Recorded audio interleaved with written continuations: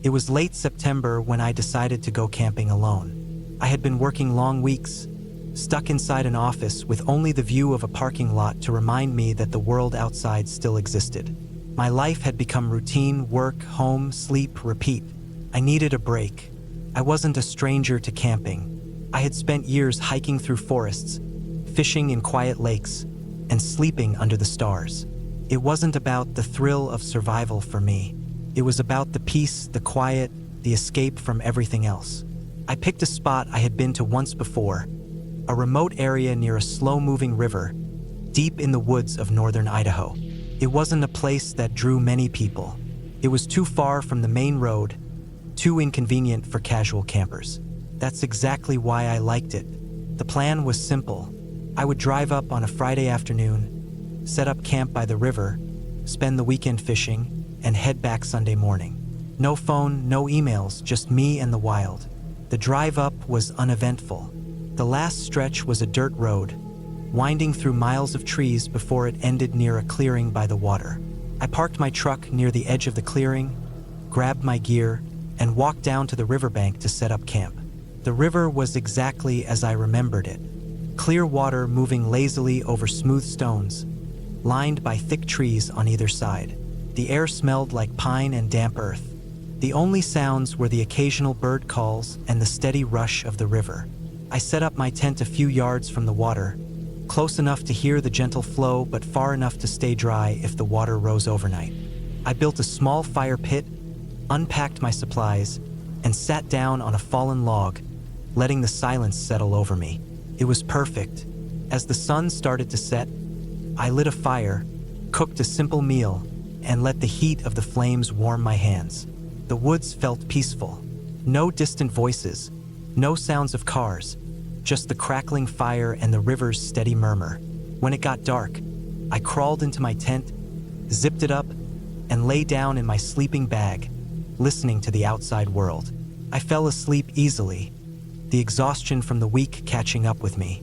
That night, I woke up to a sound. It was faint, barely noticeable over the river, but it was there, a soft rustling, like something moving through the trees. I lay still, my ears straining. Could have been an animal, maybe a deer or a raccoon. I wasn't worried. I had been in the woods enough times to know that the wildlife usually kept its distance. Then I heard it again, closer, a slow, deliberate sound, like footsteps moving through the dry leaves. I held my breath. There was no reason for another person to be out here. No other cars at the clearing, no signs of other campers on the way in. Just me.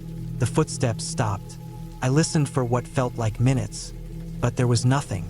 Just the river, the fire's last embers cracking softly outside. Eventually, I convinced myself I had imagined it.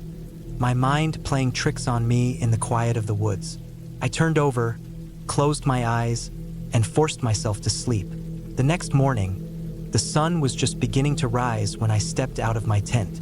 The air was crisp, the grass damp with morning dew. I stretched, grabbed my fishing gear, and walked down to the river. The water was cold against my hands as I set up my line and cast it into the current. I sat there for hours, watching the water, feeling the weight of stress slowly lift from my shoulders. Then, as I reeled in my line, I noticed something. Footprints, not mine. They were fresh, pressed into the damp earth near my tent. Barefoot. I froze. There was no mistaking it. Someone had been here. I looked around, scanning the trees, the river, the clearing. Nothing. Just the quiet stillness of the morning. I told myself it could have been a hunter, maybe another camper passing through. But the footprints led toward my tent, not past it. Whoever it was had stopped right outside. Watching, I packed up my fishing gear, my hands moving quickly, my pulse pounding. I didn't see anything missing, nothing disturbed. Just the footprints, a silent reminder that I hadn't been alone. The rest of the day, I couldn't shake the feeling of being watched. Every crack of a branch, every rustle of leaves set my nerves on edge. I considered leaving, but I told myself I was being paranoid. Maybe I had made a mistake. Maybe they had been there before I set up camp and I just hadn't noticed. As the sun began to set, I built another fire, but this time, I kept my knife close. Night fell, and I forced myself to lie down in my tent. I didn't sleep. Every sound felt louder, sharper. Every whisper of wind against the trees sent my heart racing. Then, just past midnight, I heard it again.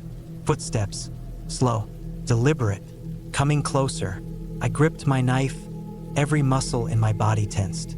Then the sound stopped. I lay there, barely breathing, listening. Then the tent moved. Something brushed against the fabric, a slow, dragging touch. I sat up, my grip tightening on the knife. The movement stopped. For what felt like forever, I waited, but nothing else happened.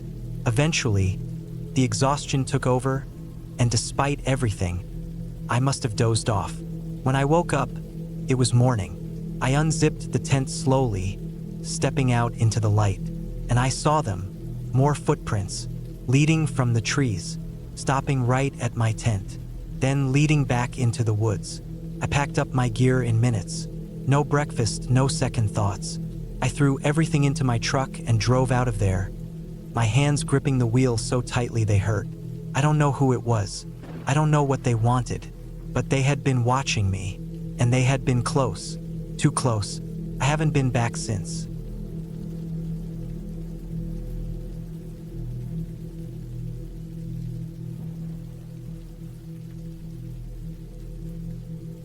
I never thought I would go camping alone. Not after she died. We used to do it all the time, me and my wife. Every summer, every fall, whenever we could. It didn't matter if it was too hot or too cold. We'd just pack up, take the truck, and find some quiet place in the woods where no one else would bother us. She loved it. She used to say the silence of the woods made her feel small in a good way, like nothing really mattered except the moment we were in. I couldn't go back for a long time. It took 2 years before I finally convinced myself to do it. 2 years of sitting in the house, looking at the empty chair at the dinner table, walking past her side of the bed, leaving the radio off because I didn't want to hear our old songs. I thought maybe if I went back to the woods, I'd find something of her still there. Not in a supernatural way, nothing like that. Just something in the air, in the trees, in the way the river sounded at night. So I packed my things. I kept it simple. 1 tent, my sleeping bag, enough food for a few days, my hunting knife, and a rifle I barely ever used. I wasn't planning on shooting anything, but it made me feel better having it with me. The drive out took about 5 hours. I went deep into the mountains, far from the city, far from anything. It was the kind of place we used to love, a place where the road turned to dirt and then just stopped, leaving you to hike the rest of the way. I picked a spot near a stream, right at the edge of a thick patch of trees, the kind of place that felt untouched. The air smelled like pine and damp earth, and when I stepped out of the truck, I felt something settle in my chest. A weight I'd been carrying for 2 years finally letting up, just a little. I set up camp slowly, taking my time. There was no rush. I built a fire, cooked some canned food, and sat in the quiet, just listening. The woods were alive in a way that the city never was. Even when it was still, you could hear the life around you. Insects buzzing, birds rustling in the branches, the distant sound of water moving over rocks. Felt good. That night, I slept better than I had in months. The second day, I went for a walk. I didn't have a real plan, just wanted to stretch my legs and see what was around. I followed the stream for a while, watching the way the sunlight moved across the water. It was peaceful. I thought about her, about the way she used to walk ahead of me, turning back to smile, telling me to hurry up. I thought about the way she used to laugh when she slipped on the wet rocks, always acting like she meant to do it. I must have walked for an hour before I realized I wasn't sure where I was. It wasn't immediate. At first, it was just a feeling, a small knot in my stomach. The stream was still there, but it looked different. The trees seemed thicker, the ground rockier. I turned around and started walking back, but after a few minutes, I wasn't sure if I was going the right way. I stopped. I looked around, trying to get my bearings. The sun was still high, so I wasn't worried about daylight running out, but something about the silence around me felt wrong. I kept walking. Another 10 minutes passed, then 20. The stream wasn't beside me anymore. I wasn't sure when I lost it. The trees all looked the same, no landmarks, no familiar signs. My heart started beating a little faster. I told myself to stay calm. I had a good sense of direction, to find my way back. Then I saw it, a cabin. It was old, half rotten, the wood dark with age and weather. The roof sagged in the middle, and the front door hung open just enough to see the blackness inside. I didn't remember seeing it on the way out. I was sure of that, but there it was, standing silent in the middle of nowhere, like it had been waiting for me. I felt something cold crawl up my spine. I should have turned around right then. I should have ignored it and kept walking, but I was lost. And maybe, just maybe, there was something inside that could help. A map, old supplies, anything. I stepped closer. The air smelled different near the cabin. Stale, rotten, almost. I peered inside, my eyes adjusting to the dim light. The inside was mostly empty, just a wooden floor covered in dead leaves and dirt. A broken chair sat in one corner, and near the back wall, there was a pile of something. I stepped inside. The floor creaked beneath me, the sound too loud in the silence. My boots stirred up dust that smelled like mold and decay. I walked toward the pile in the back, my stomach twisting with some kind of deep, animal instinct telling me to leave. It wasn't a pile. It was a bedroll. Old, filthy, covered in stains I didn't want to think about. Someone had been here, recently, and then I saw the knife. It was on the floor near the bedroll, long and rusted. But the rust wasn't all old. Some of it was fresh. Too fresh. I turned and walked out fast, my hands shaking. I needed to go. Now, I didn't care which direction. I just needed to get away from that place. The forest felt different as I moved. The air felt thicker, the light dimmer. I kept walking, trying to listen, trying to hear anything over the sound of my own heartbeat pounding in my ears. Then I heard it. Footsteps, not mine. Slow, deliberate, coming from behind me. I didn't look back. I kept moving, kept walking faster, then running. Branches whipped against my face. My legs burned. My lungs ached. But I didn't stop. I didn't think. I just ran. And then, suddenly, I was at my campsite. The fire was still smoldering, my truck right where I left it. I grabbed my bag, threw everything inside, and got in the truck. My hands were shaking as I turned the key. The engine roared to life, and I slammed my foot on the gas, speeding down the dirt road, not looking in the mirrors, not stopping for anything. I didn't breathe until I hit pavement. I didn't stop driving until I was home. I don't know who was in those woods. I don't know how long they were watching me, but I do know one thing. I'll never go back.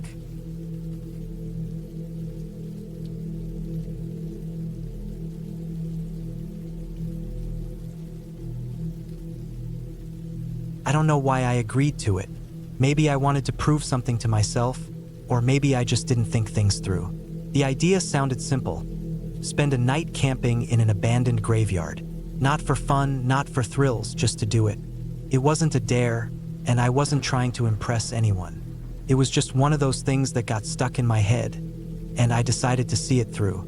I picked a place outside a small town in Oregon, a forgotten cemetery hidden deep in the woods. I had read about it online, how it had been left to rot after the town relocated their dead to a more modern graveyard in the late 1950s. Some graves remained, ignored and lost to time. No caretakers, no visitors, just old stones covered in moss, sinking into the earth. It was early October, and the forecast predicted light rain overnight. That didn't bother me much. I had camped in the rain before, and as long as I kept my gear dry, I'd be fine. What did bother me, though, was the idea of setting up my tent on ground where people had been buried.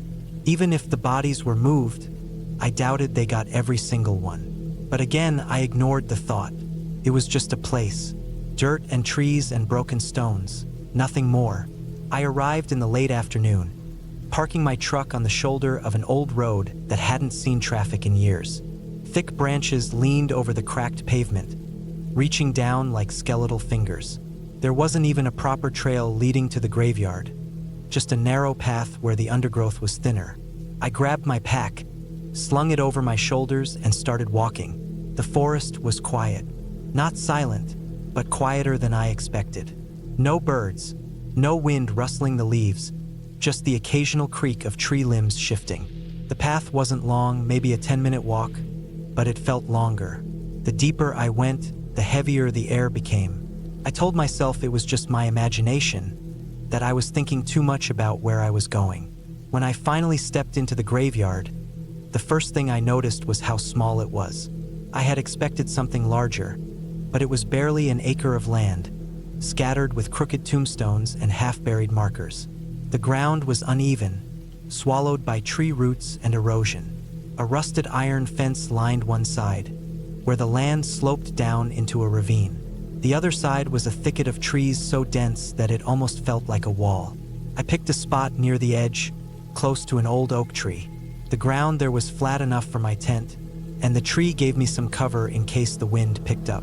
I cleared away some dead leaves, avoiding the stones out of respect, or maybe superstition. I set up quickly, securing my rain cover and making sure my sleeping bag was dry inside.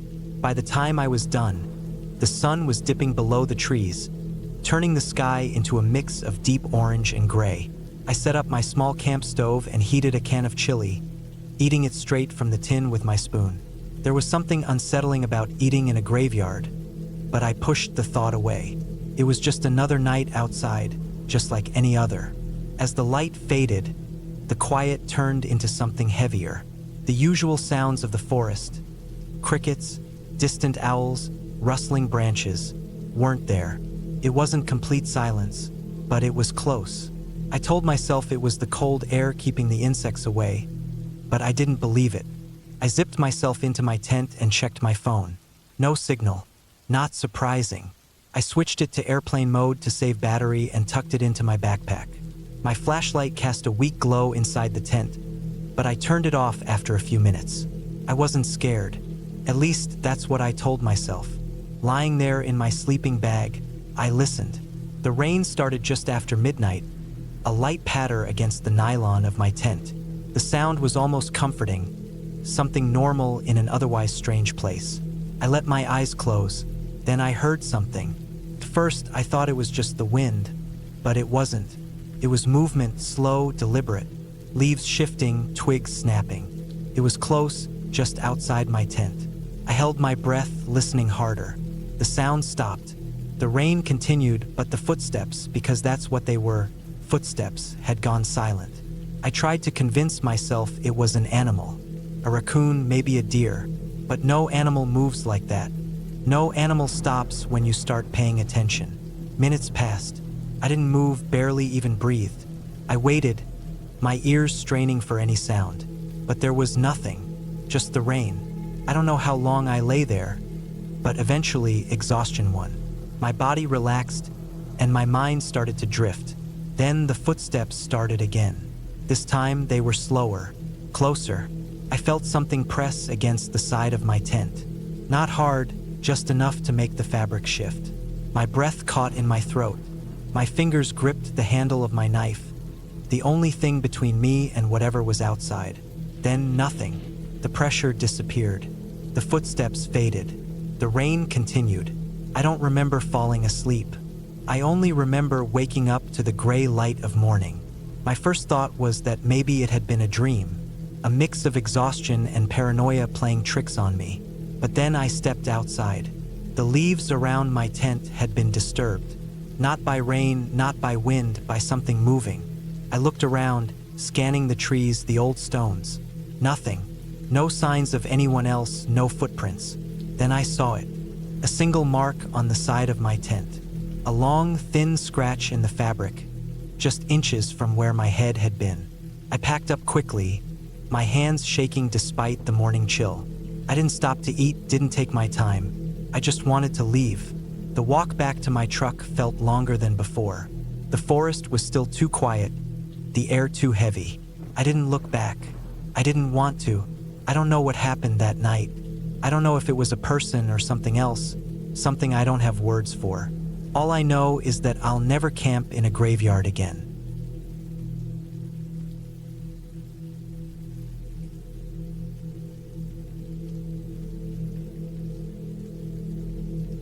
I had been looking forward to the trip for weeks. The plan was simple. 3 days camping in the remote parts of Scotland, away from the noise of the city. I had done solo trips before, but this one felt different.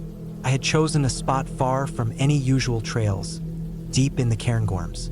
No phone signal, no traffic, just pure isolation. That was exactly what I wanted until I realized how bad of an idea that was.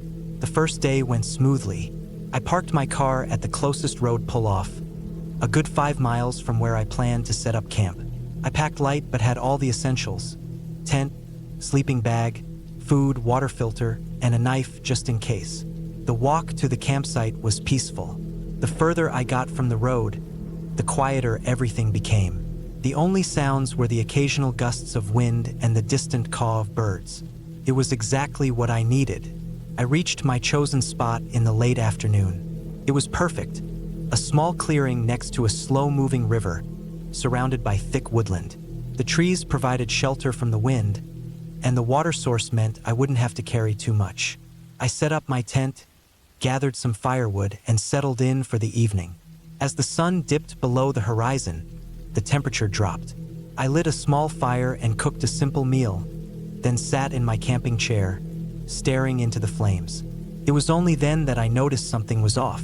The usual sounds of the forest, rustling leaves, distant animal noises, had faded. It wasn't completely silent, but something about the atmosphere felt heavy, like the forest was holding its breath. I shook it off as nerves. Camping alone in the middle of nowhere does that to you. I got into my tent around 10 p.m. The temperature had dropped even more, and I curled up in my sleeping bag, listening to the faint sound of the river. Just as I was drifting off, I heard something, a branch snapping. It wasn't close, but it wasn't far either, maybe 50 meters away. I told myself it was a deer or some other animal, but then another snap, closer. My heart started beating faster. Animals don't move like that, slow, deliberate. I grabbed my knife, just in case, and listened. The sounds stopped. I stayed awake for another hour before finally falling asleep. The next morning, everything seemed normal. The sun was out, the air was crisp, and I convinced myself I had imagined the noises. I spent the day hiking further into the hills, exploring areas I had marked on my map. The scenery was stunning.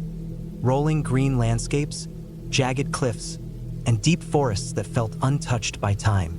By late afternoon, I made my way back to camp, feeling at ease again. That feeling didn't last. As I approached my campsite, something felt off. The firewood I had stacked earlier was scattered. My backpack, which I had left outside the tent, was slightly open. I checked inside. Everything was there. Nothing was missing. No signs of animal bites or claw marks. It was as if someone had gone through my things but decided not to take anything. I looked around, scanning the treeline. Nothing. No movement. No sound. The air had that same heavy stillness as the night before. I told myself it was the wind or maybe my own forgetfulness. I made a fire, cooked my food, and sat there, forcing myself to stay calm. By nightfall, I felt uneasy again. Every small sound made my skin crawl. The fire crackled, and beyond that, silence. No wind, no birds, just stillness. Then, just past midnight, I heard it again. A branch snapping, closer this time, maybe 20 meters away. I held my breath. Another snap, closer. I slowly reached for my knife. I didn't want to make a sound, didn't want to give away that I was awake. The footsteps were deliberate, slow, moving through the undergrowth with purpose. My heart pounded in my chest. Then silence. I lay there, frozen, for what felt like an eternity. No more footsteps, no more sounds. Eventually, exhaustion took over, and I must have drifted off. The first light, I was up. I had barely slept, and my mind felt foggy, but I knew one thing. I had to leave. I packed up quickly, my hands shaking. As I rolled up my tent, I noticed something that made my stomach drop. Footprints. Not boot prints. Bare footprints. Human. And they circled my tent. My body went cold. Someone had been outside my tent, walking around it while I slept. Watching. I grabbed my bag and left without looking back. My knife stayed in my hand the entire hike back to the car. The walk felt longer than before, every rustling leaf making me jump. I kept checking over my shoulder, half expecting to see someone following me. I reached my car just after noon. I threw my bag in the back, locked the doors, and sat there, gripping the steering wheel with white knuckles. I never went back to that spot, and I never camp alone anymore.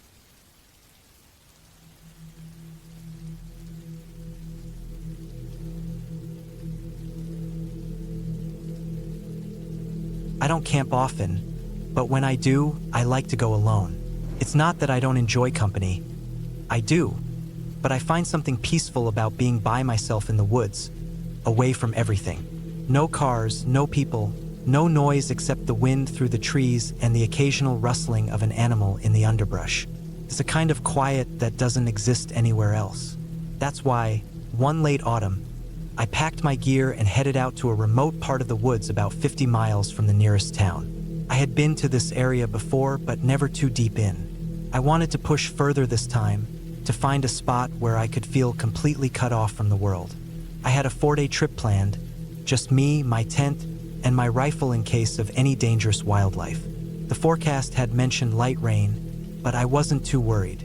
I had a good tent and I knew how to set up a dry campsite. I drove as far as the dirt roads allowed, then hiked in for about 4 hours, going deeper than I ever had before. By late afternoon, I found the perfect spot, a small clearing near a creek, surrounded by dense pines. The ground was flat, and there were no signs of recent activity, human or animal. I set up my tent, got a small fire going, and cooked a simple meal. As the sun set, I leaned back against a fallen log and just listened to the sounds of the forest. A few distant caws from birds settling in for the night, the faint trickle of the creek, the wind moving through the trees. Then the rain started. It was light at first, just a soft tapping on the leaves above. I wasn't too concerned. I put my fire out before it got too wet and retreated into my tent. The rain picked up quickly, turning from a drizzle into a steady downpour. I listened to it drum against the fabric of my tent, feeling safe and dry inside. Hours passed. I must have dozed off at some point because I woke up to a strange sound outside. It wasn't the rain, that was still falling, heavier now. This was something else.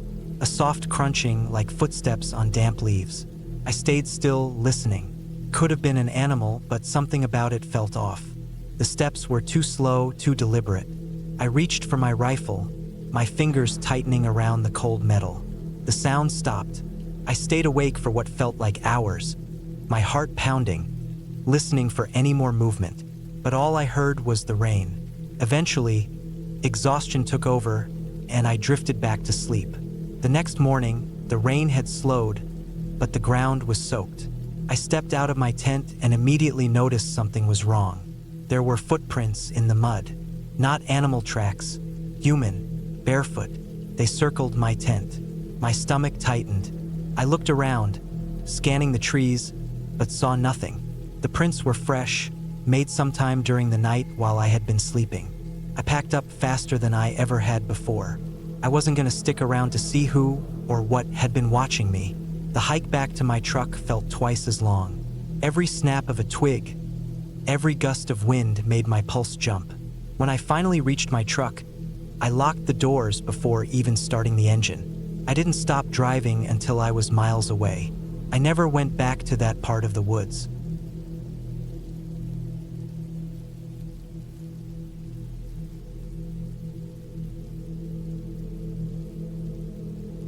I was camping alone in the forests of southern France when I saw her.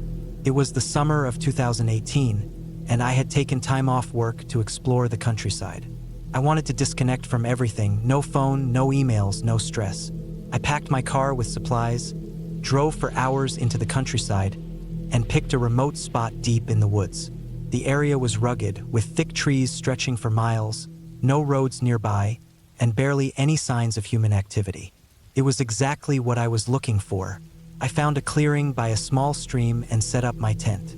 The sun was low in the sky, casting long shadows between the trees. The air smelled of pine and damp earth, and the only sounds were the rustling of leaves and the distant chirping of birds. Felt peaceful. I spent the evening collecting firewood, boiling water, and cooking a simple meal. As the light faded, I sat by the fire, staring into the flames, enjoying the stillness of the forest. By nightfall, the temperature had dropped slightly, and the woods had become eerily quiet. I heard the occasional crack of a branch in the distance, but I chalked it up to animals moving through the undergrowth. I went to sleep early, curled up in my sleeping bag, listening to the faint sounds of the forest. But something woke me up in the middle of the night. It was a noise, subtle but distinct, a rustling sound, too heavy to be the wind, too deliberate to be an animal. It was close. I held my breath and listened. The sound came from just beyond my tent, moving through the leaves. Slow, careful footsteps. Someone or something was out there. I stayed completely still, my heart pounding. I told myself it was just my imagination, that I was overreacting. Maybe a deer had wandered too close. But then I heard breathing. Shallow, uneven breathing, just outside the thin fabric of my tent. I didn't move. I didn't make a sound. I just lay there, listening, barely daring to breathe myself. Then, as suddenly as it had started, the sound stopped. The forest was silent again. I stayed awake for what felt like hours, straining my ears for any noise. But there was nothing. Eventually, exhaustion took over, and I drifted back into an uneasy sleep. I woke up at dawn, the first light filtering through the trees. I stepped outside my tent and looked around, trying to convince myself that last night had been a dream. But then I saw something that made my stomach drop. Footprints. Bare footprints, small but clear, pressed into the dirt just outside my tent. They led from the trees to the side of my tent, then back into the woods. I stared at them for a long time. The prints were fresh. Someone had been there, standing outside my tent in the middle of the night, listening to me sleep. I felt a chill run down my spine. Who was out here in the middle of nowhere without shoes? And why had they come so close? I thought about packing up and leaving, but I convinced myself that it was probably just a lost hiker, maybe even a local living off the land. The thought was unsettling, but I had come out here to enjoy nature, and I wasn't about to let paranoia ruin my trip. I spent the day hiking, keeping my mind busy. I climbed a nearby hill and sat at the top, looking out over the endless stretch of forest. There wasn't a single sign of civilization in sight. I returned to my campsite in the late afternoon and found everything exactly as I had left it. No more footprints, no signs of disturbance. I felt a little better. As night fell, I built another fire and ate dinner. The unease from the night before was still there, but I tried to ignore it. I sat by the fire until late, watching the embers glow against the darkness. Eventually, I forced myself to go to bed. It happened again. I woke up to the sound of footsteps, slow and deliberate, circling my tent. My entire body tensed. Then, something touched the fabric of my tent. A light press, like fingertips trailing along the material. I stopped breathing. Whoever it was, they were standing right outside. Then, after what felt like an eternity, the sound faded. The footsteps moved away, deeper into the woods. I lay there, frozen, until the sun began to rise. I made up my mind. I was leaving. I packed up my gear as quickly as possible, constantly looking over my shoulder. The forest felt different now. It wasn't peaceful anymore. It felt watched. As I loaded my backpack, I noticed something at the edge of the clearing. A figure, a woman, standing just inside the tree-line, barefoot and motionless. She was thin, her clothes tattered and dirty. Her hair was long and unkempt, hanging over her face. She didn't move. She just stood there, staring at me. I didn't say anything. I didn't move. Then, without a sound, she turned and walked back into the forest. I grabbed my bag and left. I didn't run. I didn't want her to think I was afraid. But I walked quickly, never looking back, my heart pounding the entire time. It took me hours to get back to my car. When I finally reached it, I threw my gear inside and locked the doors. I sat there for a long time, gripping the steering wheel, trying to process what had happened. Who was she? Why had she been watching me? I don't know. I don't want to know. I never went camping alone again.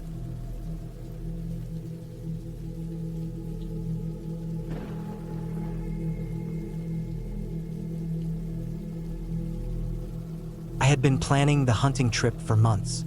The season had just opened, and I had found a remote area deep in the woods where I was sure I wouldn't run into many other people. That was the way I liked it. I wasn't one for crowded hunting grounds or busy campsites. I wanted the quiet, the isolation, the kind of peace you only find miles away from the nearest road. I left early in the morning, my truck packed with supplies, tent, sleeping bag, rifle, enough food and water for a few days, and a cooler for whatever I managed to bag. The drive took nearly 5 hours, the roads turning from pavement to gravel to dirt as I pushed further into the wilderness. The last stretch was barely a road at all, just 2 worn tire tracks cutting through the trees. I found a good spot to set up camp about a mile away from the base of a ridge. There was a clearing with enough space for my tent and a fire, and a small stream running nearby for water. The forest around me was dense, tall pines and thick underbrush, the kind of place where an animal could disappear in seconds. It was perfect. I spent the first few hours setting up my tent and organizing my gear. The air was cool, the kind of crisp autumn weather that made hunting season feel just right. I built a small fire as the sun dipped below the treetops, ate a quick meal, and checked my rifle. Everything was ready for the next morning. The woods were quiet that night, but not completely silent. I heard the occasional rustle of leaves, the distant hoot of an owl, the soft trickle of the stream. Normal sounds, nothing that put me on edge. I woke before dawn, slipping out of my sleeping bag and pulling on my gear. The world was still dark, but I had a headlamp and a good sense of direction. I grabbed my rifle and set out toward the ridge, moving carefully, keeping my steps light. The morning was slow. I saw tracks, signs that deer had passed through recently, but nothing close enough for a shot.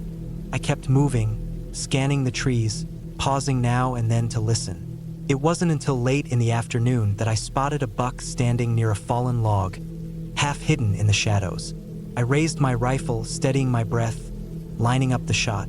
The moment stretched, the forest holding its breath with me. And then, just as I squeezed the trigger, something moved in the trees behind the deer. A shape, a flicker of motion, something that shouldn't have been there. The shot went wide. The buck bolted, disappearing into the trees. My heart was pounding, but not from excitement. I lowered my rifle, staring at the spot where I had seen the movement.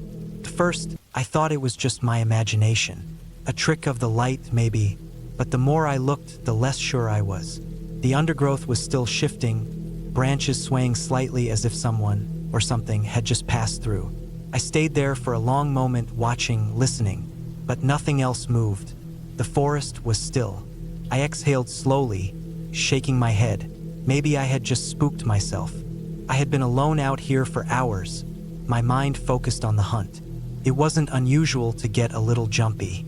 I decided to head back to camp before it got too dark. I moved carefully, keeping my rifle ready, but I didn't see anything else out of the ordinary. By the time I reached my tent, the sun was setting, the sky painted in shades of orange and red. I built up the fire, ate another meal, and tried to shake the uneasy feeling that had settled in my gut. It was just a missed shot, I told myself, just a long day in the woods. But that night, as I lay in my tent, I heard something. It was faint at first, barely more than a whisper against the wind. A rustling sound, like footsteps moving through the underbrush. Slow, deliberate, too steady to be an animal. I held my breath, listening. The sound grew closer, then stopped. Silence stretched around me, heavy and unnatural. Then, just outside my tent, I heard it, breathing, deep, steady breathing. Not animal-like, not the quick, cautious breaths of a deer or a bear sniffing around camp. This was different. This was human. I lay completely still, my heart hammering in my chest. I reached for my rifle, moving as quietly as I could. I didn't want to make a sound. I didn't want whoever was out there to know I was awake. Minutes passed. The breathing continued, and then, just as suddenly as it had started, it stopped. I waited. I strained to hear any movement, any sign that the person, or whatever it was still there. But there was nothing. I didn't sleep much that night. Morning came, and with it, the rational part of my mind tried to explain what had happened. Maybe it had been an animal after all. Maybe I had just imagined the breathing. The wind could do strange things in the woods. I forced myself to go about my day as usual. I checked my gear, made breakfast, and set out for another hunt. But I couldn't shake the feeling that I wasn't alone. The woods felt different. The silence was too deep, the trees too still. Every time I stopped walking, I swore I could hear something behind me. Faint, distant footsteps that stopped the moment I turned around. By late afternoon, I had had enough. I decided to cut the trip short. Whatever was out there, I didn't want to spend another night with it. I packed up my camp quickly, throwing my gear into the truck without taking the time to organize it properly. The sun was setting as I climbed into the driver's seat and started the engine. And then, as I looked up, I saw it. At the edge of the tree line, half hidden in the shadows, stood a figure. Tall, thin, its features obscured by distance and failing light. It wasn't moving, just standing there watching. A shiver ran down my spine. I didn't wait. I threw the truck into gear, the tires kicking up dirt as I sped down the narrow path. My hands were tight on the wheel, my heart pounding. I didn't look back. I didn't want to see if it was still there. I drove until I reached the main road, until the dense woods gave way to open land. Only then did I let out the breath I had been holding. I never went back to that spot.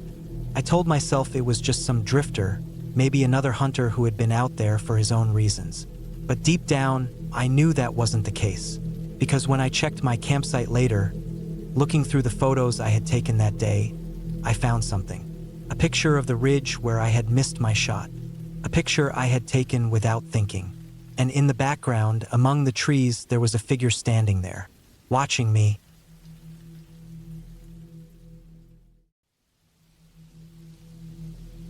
I've always loved camping. The quiet of the forest, the smell of pine needles, and the sound of a crackling fire.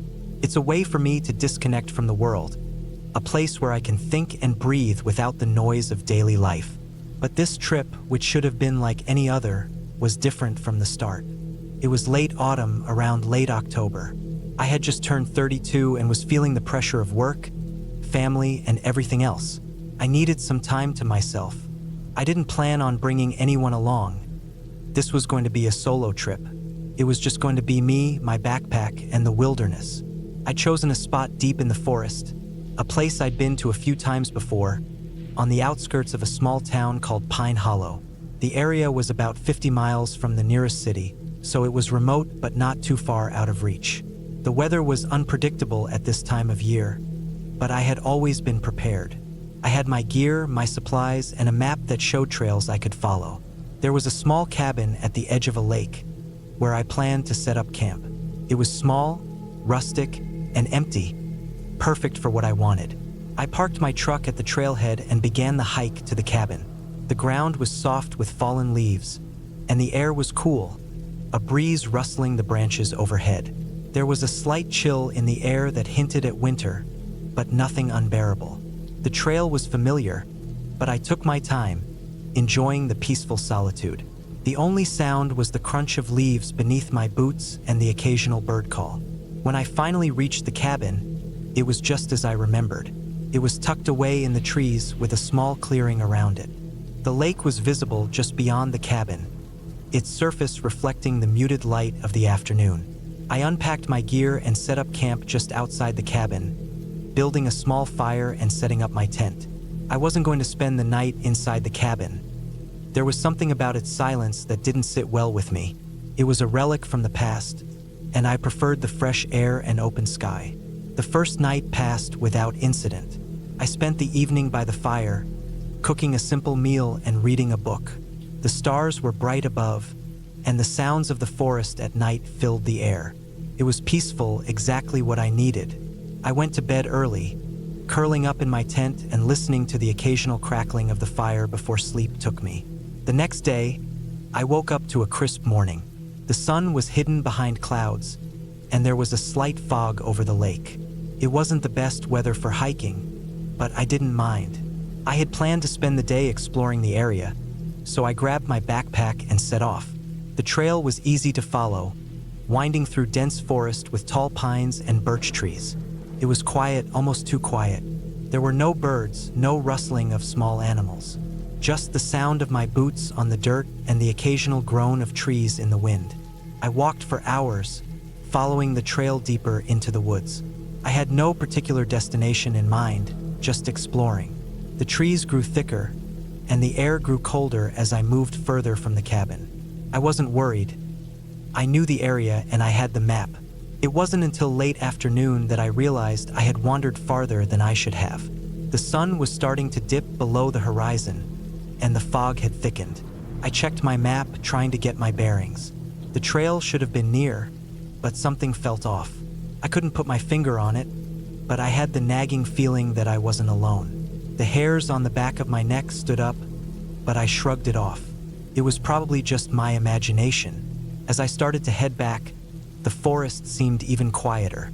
The wind had stopped, and there was no sign of animal life. I hurried my pace, eager to get back to the cabin before nightfall. The fog was thick now, and the light was dimming. My heart rate picked up as I walked faster, the silence pressing in around me. Then I heard it, a snap of a twig. I froze. It was faint, but it was there. My breath hitched as I listened, my eyes scanning the trees around me.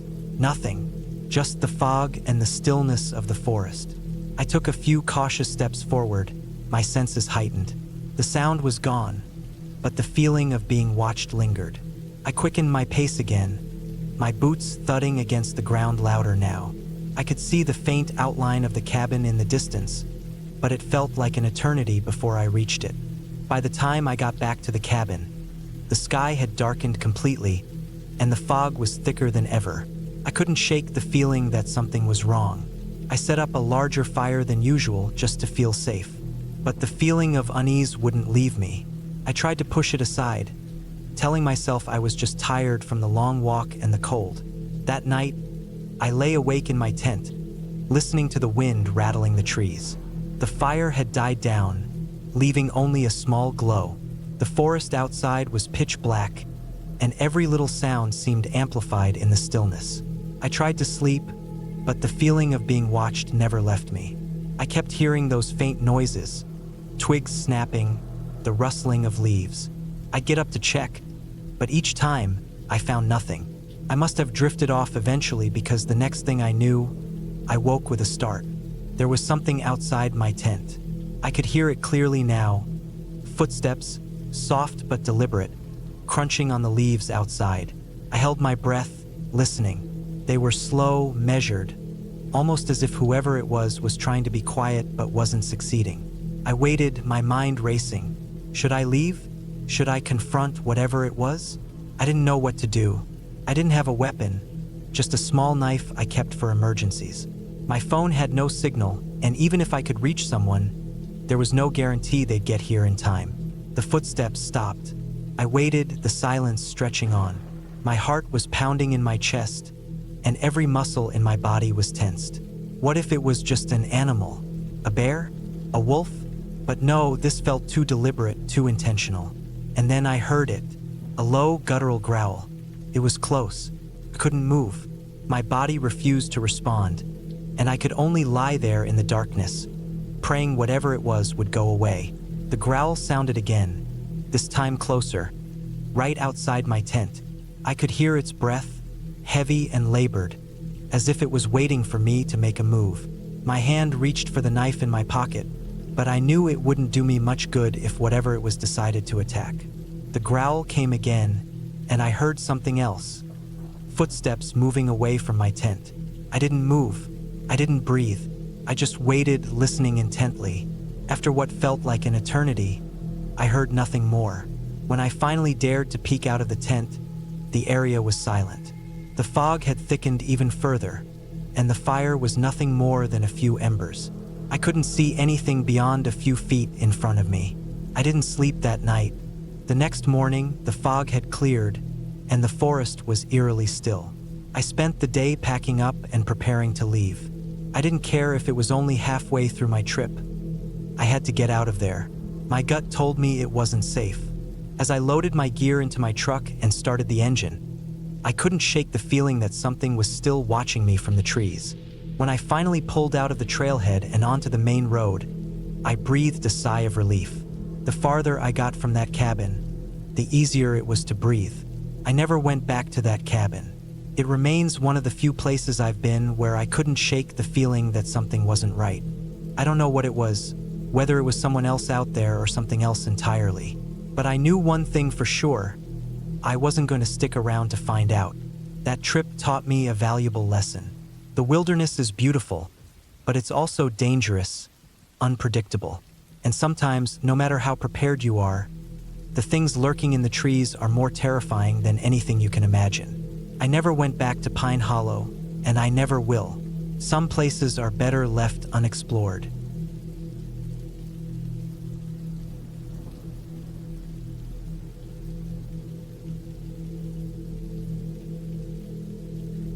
It was early autumn when I decided to head out for a hunting trip. The air had a chill to it, but it wasn't unbearable. It was that kind of weather where the leaves crunch under your boots, the smell of pine needles mixes with the cool, crisp air, and the sky has that soft gray hue as the clouds start to move in. I needed this, a chance to get away from the noise of the city, the grind of daily life, and just reconnect with nature. The plan was simple: head out to a secluded spot, set up camp, and hunt for a few days. I packed up the truck with all the essentials: my rifle, camping gear, food, water, a few changes of clothes, and some tools. I loaded everything up with care, making sure not to forget anything important. After a final check, I started the engine and hit the road.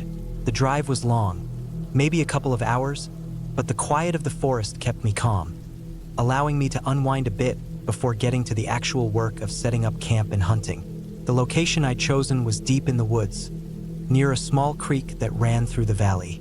It was a place I'd been to a few times in the past, and each time it had been quiet, peaceful even. The kind of place where you can sit for hours, staring into the trees, waiting for something to move. There's a certain serenity in the silence of the woods, even if it's a little eerie.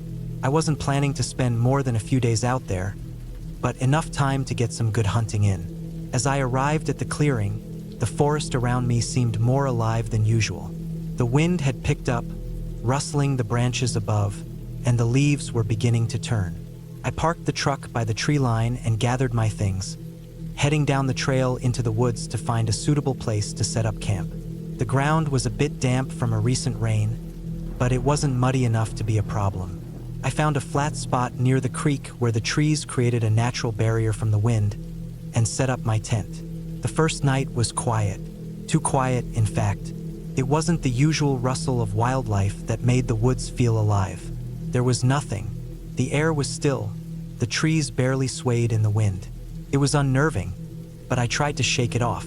After all, it was just the first night. The fire crackled as I cooked some food and settled in for the evening. The sounds of the forest, when they eventually returned, did nothing to ease my nerves. The next morning, I woke up early. The sun hadn't fully risen yet, and a thin mist clung to the ground. The air smelled fresh, the kind of fresh that only a forest can provide. I got dressed quickly, grabbed my rifle, and set off into the woods. The plan was to follow a trail I had hunted on before, where deer had been known to pass. It wasn't too difficult, just a matter of patience. I spent the entire morning tracking, but there was nothing. No tracks, no signs of life. It was as if the forest had been abandoned. By midday, I decided to circle back to camp. My stomach growled, reminding me I hadn't eaten since breakfast. As I walked back, I couldn't shake the feeling that something was off. The woods around me felt different, unnaturally still.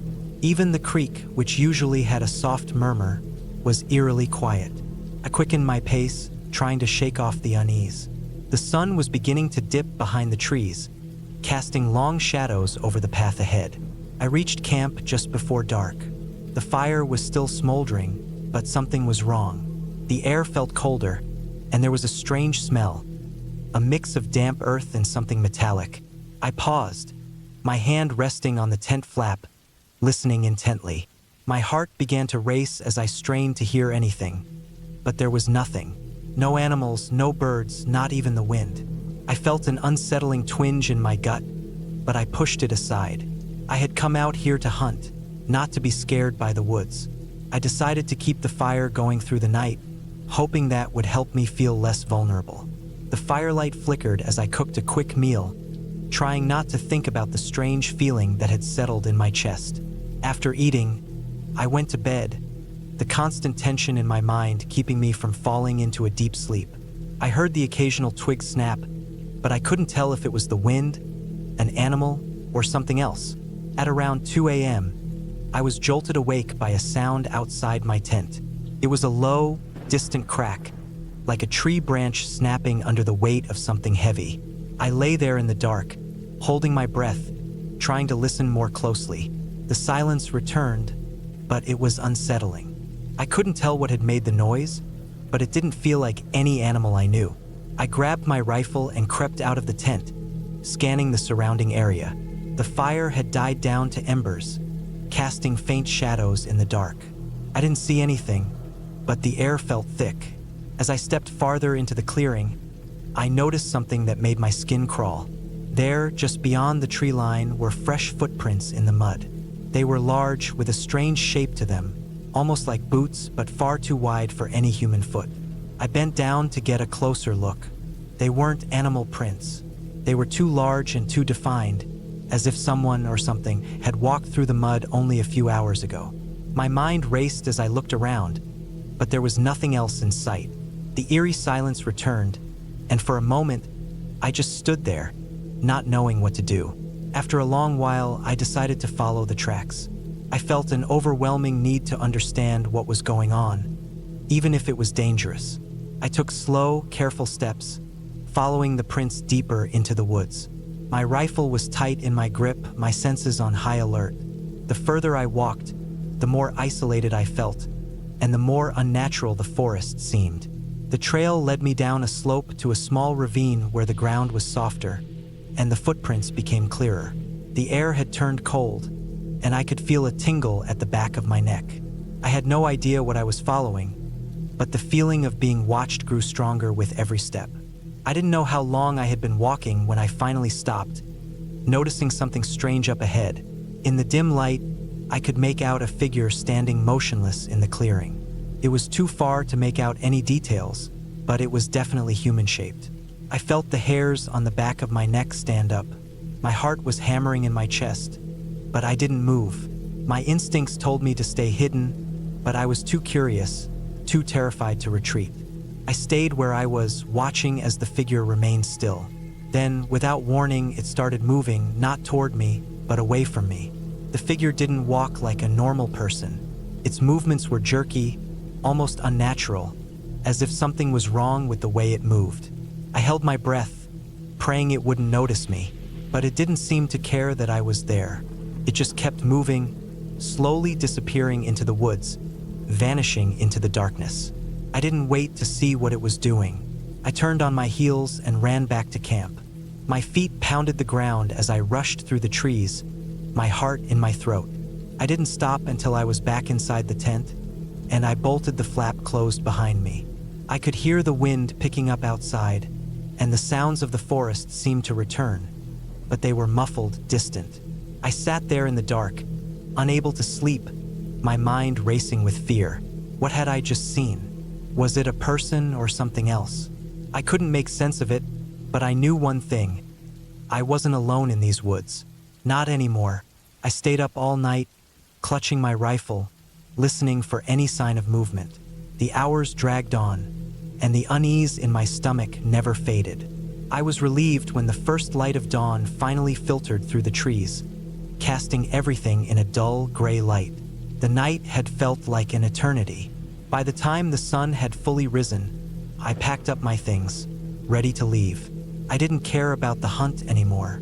The woods had become too hostile, too unnerving. I had seen enough.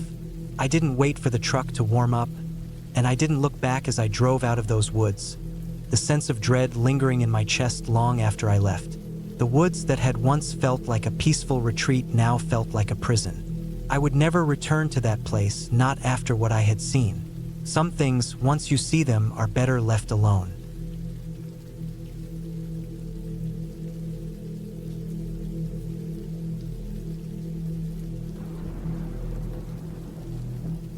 It was supposed to be a peaceful weekend getaway in the Australian bush, something to break away from the grind.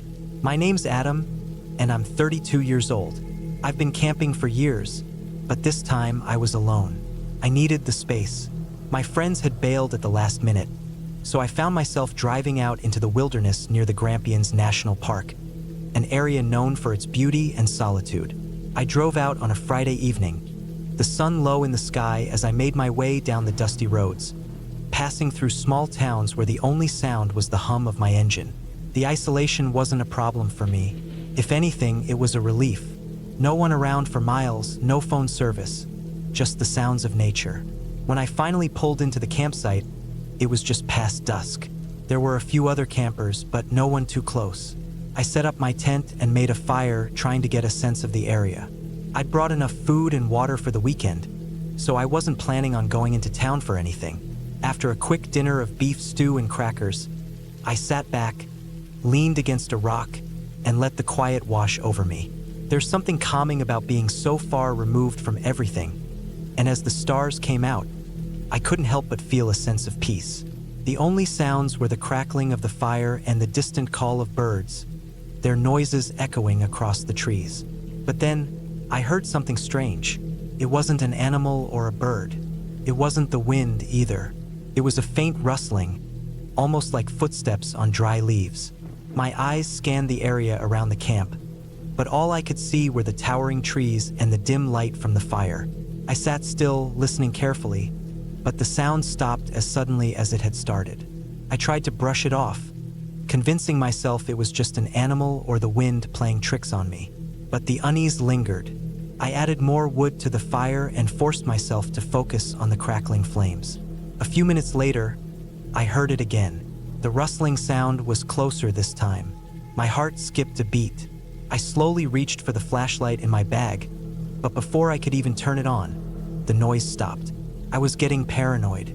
Maybe it was just the wildlife, but why hadn't I heard any birds since the rustling started? The night stretched on, and I finally decided to turn in. I crawled into my tent, zipped it up, and tried to settle down for the night. I left the small lantern on low, just enough to keep the darkness from swallowing me whole. It felt reassuring, the soft yellow light, but the quiet outside made it harder to relax. I lay on my back, staring up at the inside of the tent, and tried to focus on my breathing. The night was long. I tossed and turned for hours, every little noise outside making my heart race. Around 3 a.m., I was drifting in and out of sleep when I heard it again. The rustling. This time it was louder, closer, and unmistakably human. It wasn't the wind. It wasn't an animal. Someone was out there. I froze, my body stiff with fear. I was alone. The campground was supposed to be peaceful, safe. I grabbed the flashlight from beside me, my hands trembling. My mind raced. Should I shout? Should I go outside? What if it was a bear or something dangerous? I stayed still, my breath shallow as I listened. The rustling stopped again, but this time, I could hear something else. A faint thud, like a boot hitting the ground. There was no mistaking it. Someone was out there. I was paralyzed with indecision. If I stepped outside, they'd know I was here. But if I stayed quiet, I didn't know what would happen. I couldn't just sit here all night, waiting. Slowly, I unzipped the tent, just a crack, enough to peer outside without revealing myself completely. My flashlight was pointed toward the ground, but I kept it steady in my hand. I scanned the perimeter of the campsite. Nothing. But then, out of the corner of my eye, I saw a shadow shift in the trees just beyond the firelight. My heart stopped. There, standing between the trunks of the trees, was a man. He was tall, unnervingly still, his back to me. He wore a dark jacket, and from where I was, I couldn't make out his face. He didn't move, not even a flinch, just stood there as if he was waiting. I blinked, trying to make sense of what I was seeing, but when I looked back, he was gone. Just like that, vanished into the darkness. Couldn't believe it. Was it just my imagination? Maybe it was a trick of the light or the shadows playing with my mind. I spent the rest of the night with my flashlight in hand, eyes darting between the darkness and the tent walls, waiting for any sound, any sign that he was still out there.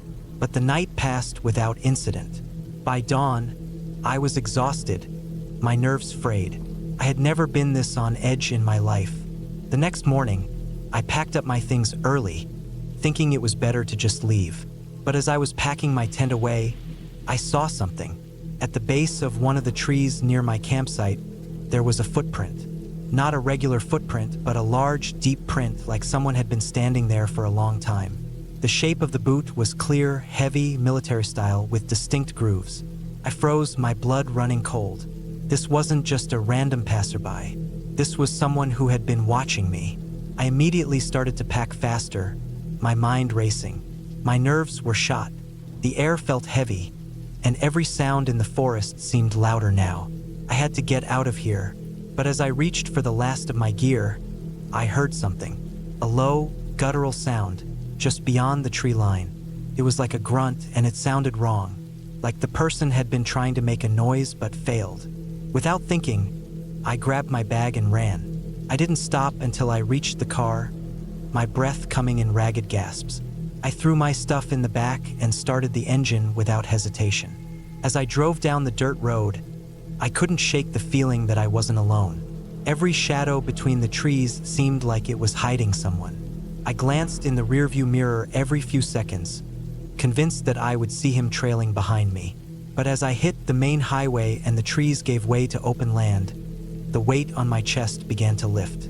It wasn't until I reached a small town and stopped for gas that I felt like I could breathe again. I told the station clerk about the strange man, but he just gave me a look, as if he had heard the same story 100 times. "It's a dangerous area out there," he said. "A lot of wildlife and even people who are off the grid. Best to keep your wits about you." I didn't argue. I paid for the gas and left. I never went camping alone again after that. And to this day, I still think about that night in the bush, about the man standing in the trees, and about the deep footprint he left behind. There's a part of me that wonders if he was just a wanderer, or if there was something more sinister at play. But the one thing I know for sure is this: not every corner of the world is as peaceful as it seems. Want me to continue or expand on any part of the story?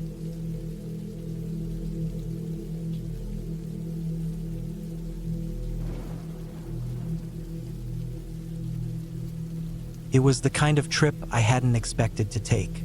I had worked for my boss, Brian, for a few years now. He was a straightforward guy in his early 40s, with a dry sense of humor and an almost obsessive passion for his work. But when he invited me to go camping with his family, including his grandmother, I didn't think much of it. I mean, I had no reason to suspect anything strange would happen. It was just a camping trip. Nothing more, nothing less. We left early in the morning from the small town of Oak Ridge, about 2 hours outside the city. The weather was crisp and clear, perfect camping weather. Really, the plan was to head out to a secluded spot in the woods, not far from the old, worn-down cabin Brian's grandmother, Edna, had inherited from her father. The land had been in her family for generations, she told me, though I didn't know the full story behind it. Edna, or Grandma Edna as Brian called her, was a tough woman, at least in her late 70s, but still full of energy, a sharp mind, and a stubborn streak that matched her years. When Brian had told me we'd be spending the weekend camping with her, I was a little surprised. I had never seen her outside of the office, where she came by to visit occasionally. I imagined a more genteel kind of person, someone who might prefer staying in a comfortable home with a warm fire and a good book instead of roughing it out in the woods. The drive was uneventful, a few miles of winding country roads leading into deeper forests. I could hear the crunch of tires on gravel as we made our way down an old forest road. We passed old barns, rusty farm equipment, and fields filled with dry grass that swayed in the gentle breeze. The further we went, the fewer houses there were, until we were just surrounded by thick trees and open stretches of land. It had a quiet, eerie feel to it, but I wasn't one to get spooked easily. Brian was driving, and Edna was in the back, looking out the window with that sharp gaze of hers, as if watching for something. She didn't speak much, but I could tell she was enjoying the peace. It seemed like she hadn't been out here in a while, though when I asked about it, she just gave a short answer. Too much work to do back at the house, she said. But the land calls to me, always has.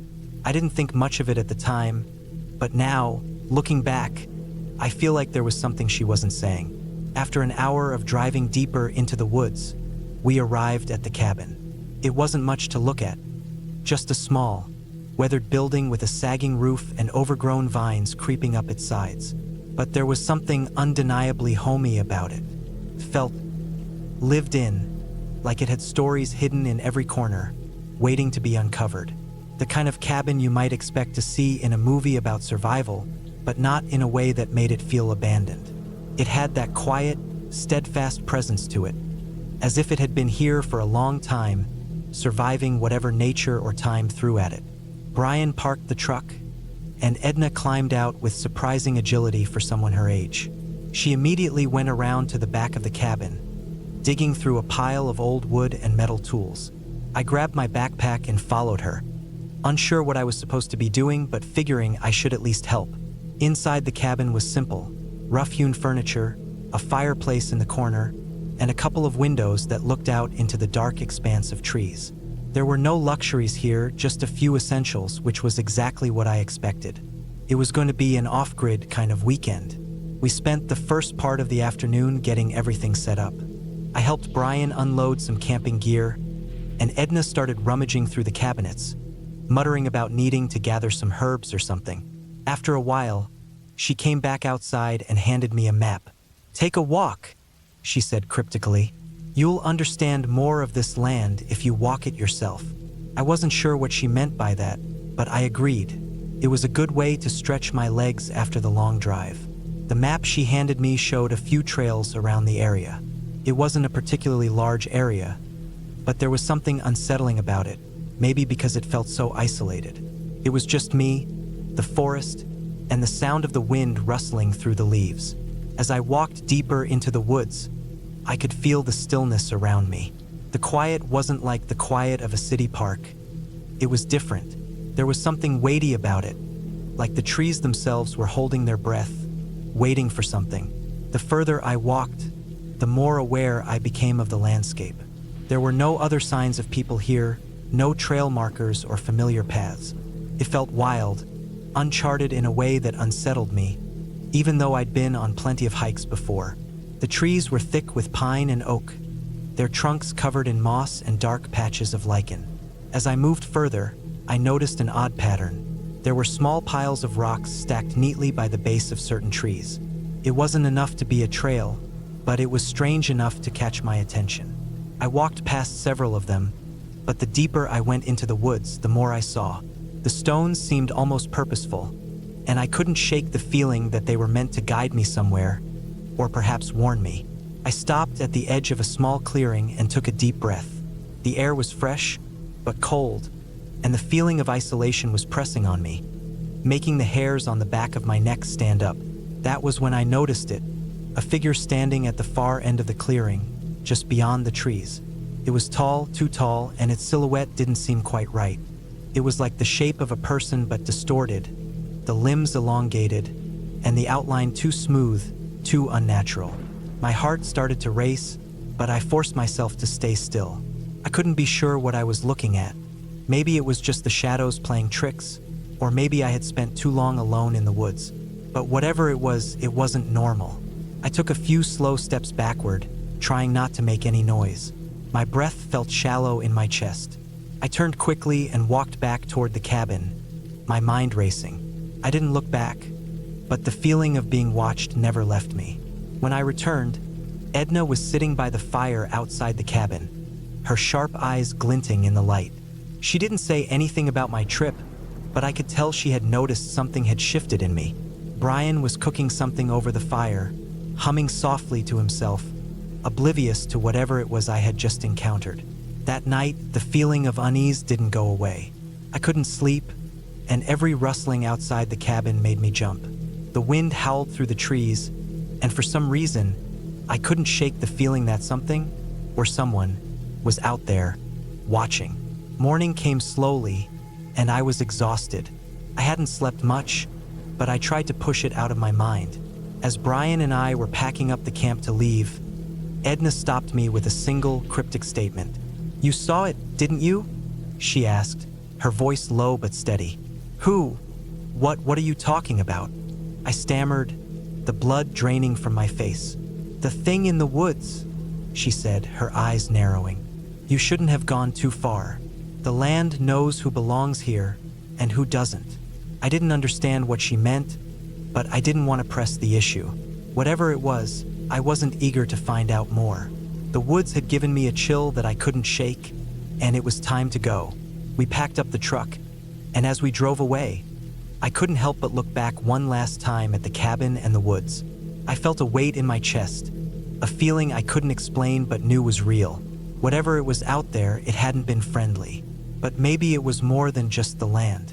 Maybe there was something deeper, something older, at play. As we drove back through the winding roads, Edna didn't say a word. She just stared out the window, as if she had seen it all before. I never asked her again about the strange feeling in the woods. Some things are better left unexplored. We left the woods behind, but the memory of that night never left me. I don't think I'll ever truly understand what happened out there, but I know this much: it wasn't a coincidence. Whatever was in those woods wasn't just nature.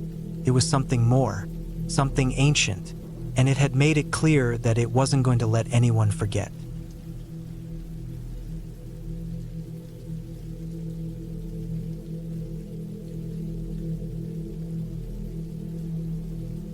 I had always been someone who enjoyed the solitude of camping, especially in places off the beaten path.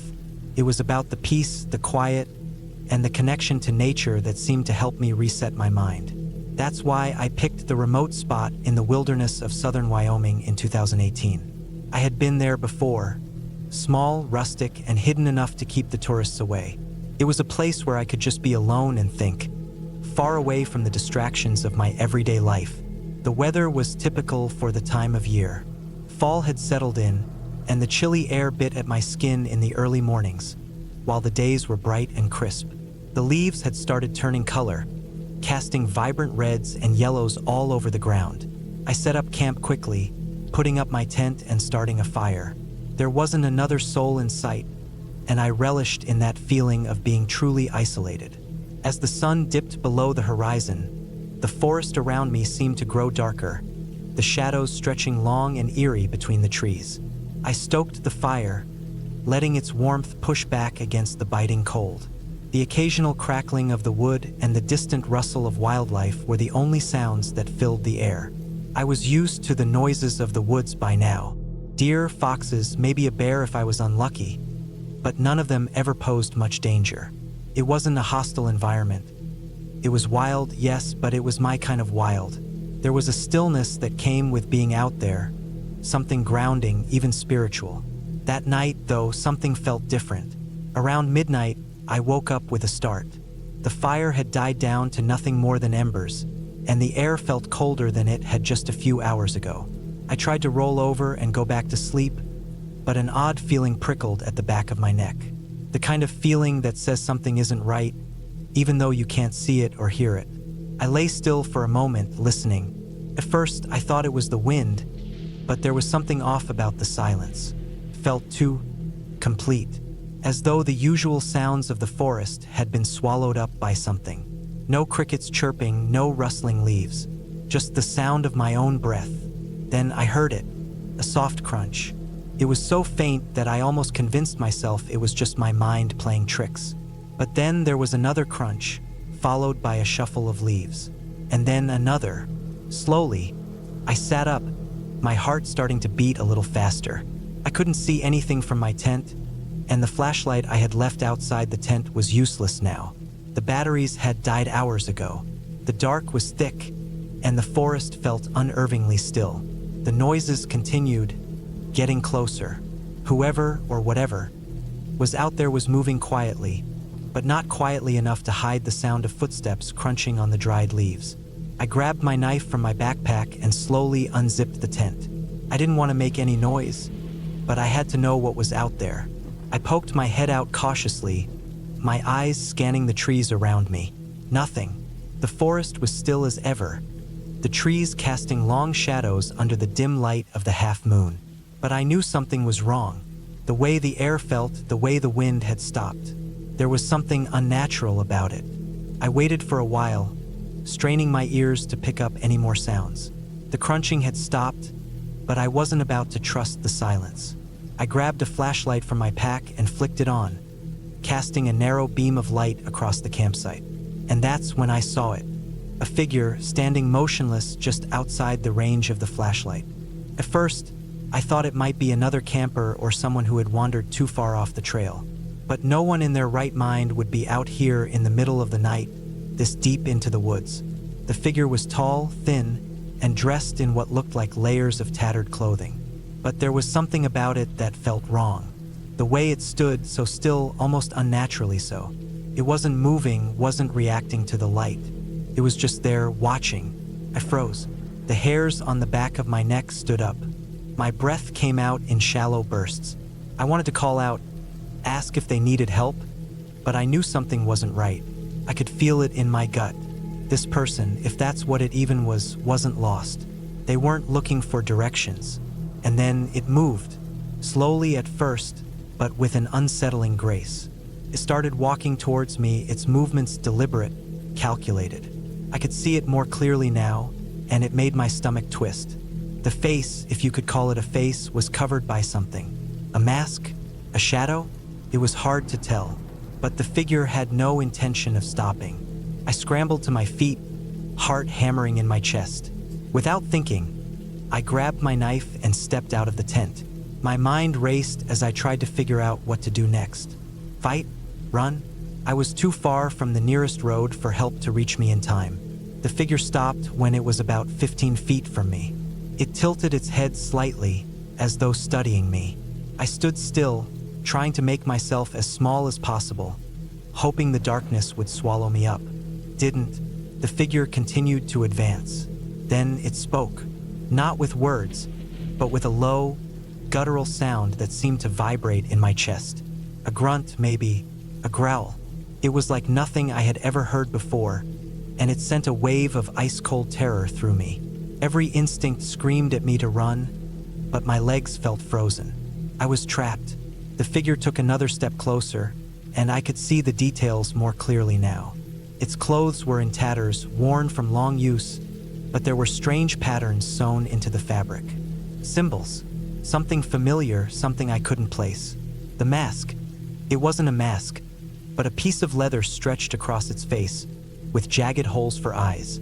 I could see the faint glow of light through those holes, as though its eyes reflected the flashlight's beam. I couldn't move. Then, just as suddenly as it had appeared, the figure stopped. It stood still again, staring at me as if weighing me up. I didn't know what it wanted, but I was certain it wasn't good. And then, without warning, it turned and walked away, disappearing into the darkness of the woods as silently as it had come. I didn't know how long I stood there after it left. The fear was so intense that my body felt like it was made of stone. I couldn't move, couldn't breathe. But eventually, the terror ebbed, leaving me feeling weak and shaken. I slowly made my way back to the tent, heart pounding in my ears. I tried to rationalize what had just happened. Maybe it was a hunter, some weirdo who had gotten lost. But no, that didn't make sense. Hunters didn't act like that. They didn't stalk you, watch you from the shadows, and then leave without a word. As the minutes passed, I thought about what to do. I was alone. I was far from help. I couldn't just pack up and leave in the middle of the night, especially with the chance of running into whatever or whoever that thing had been. I stayed awake the rest of the night, listening for any sign of movement. Nothing came. The forest was silent once again, as though the encounter had never happened. The next morning, I packed up my things, taking one last look around the campsite before I left. I didn't feel the peace I usually did after a camping trip. Instead, I felt unsettled, disturbed. The feeling of being watched lingered in the back of my mind. I drove back down the mountain, telling myself that I was overreacting, that it had been a fluke. But I couldn't shake the feeling that something was out there, something I didn't understand. It wasn't until years later, when I spoke to a ranger about the area, that I learned the truth. There had been reports of strange occurrences in those woods for years. People disappearing, strange figures in the trees, sounds in the night that didn't make sense. They never investigated further because the area was so remote, and those who had come across the figures never wanted to talk about it. Now, whenever I camp alone, I never forget that night. It's been years, but I still feel it, an unease that never quite leaves. And sometimes, when I'm out there, I can't help but wonder if that thing is still out there, waiting.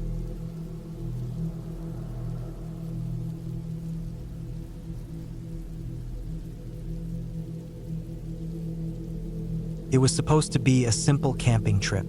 I had made that clear to myself. Just a weekend getaway, some time alone to clear my head.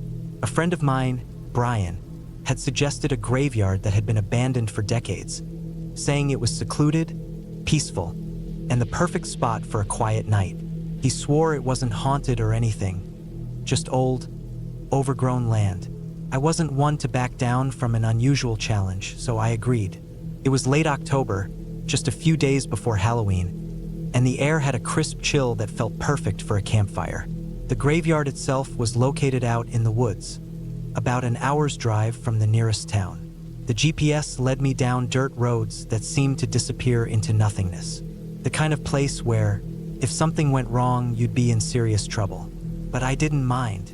It was quiet, peaceful. I packed my gear, a small tent, a sleeping bag, some food, and a flashlight. Nothing fancy. The moment I stepped out of the car and felt the crunch of dried leaves underfoot, I could tell something was off.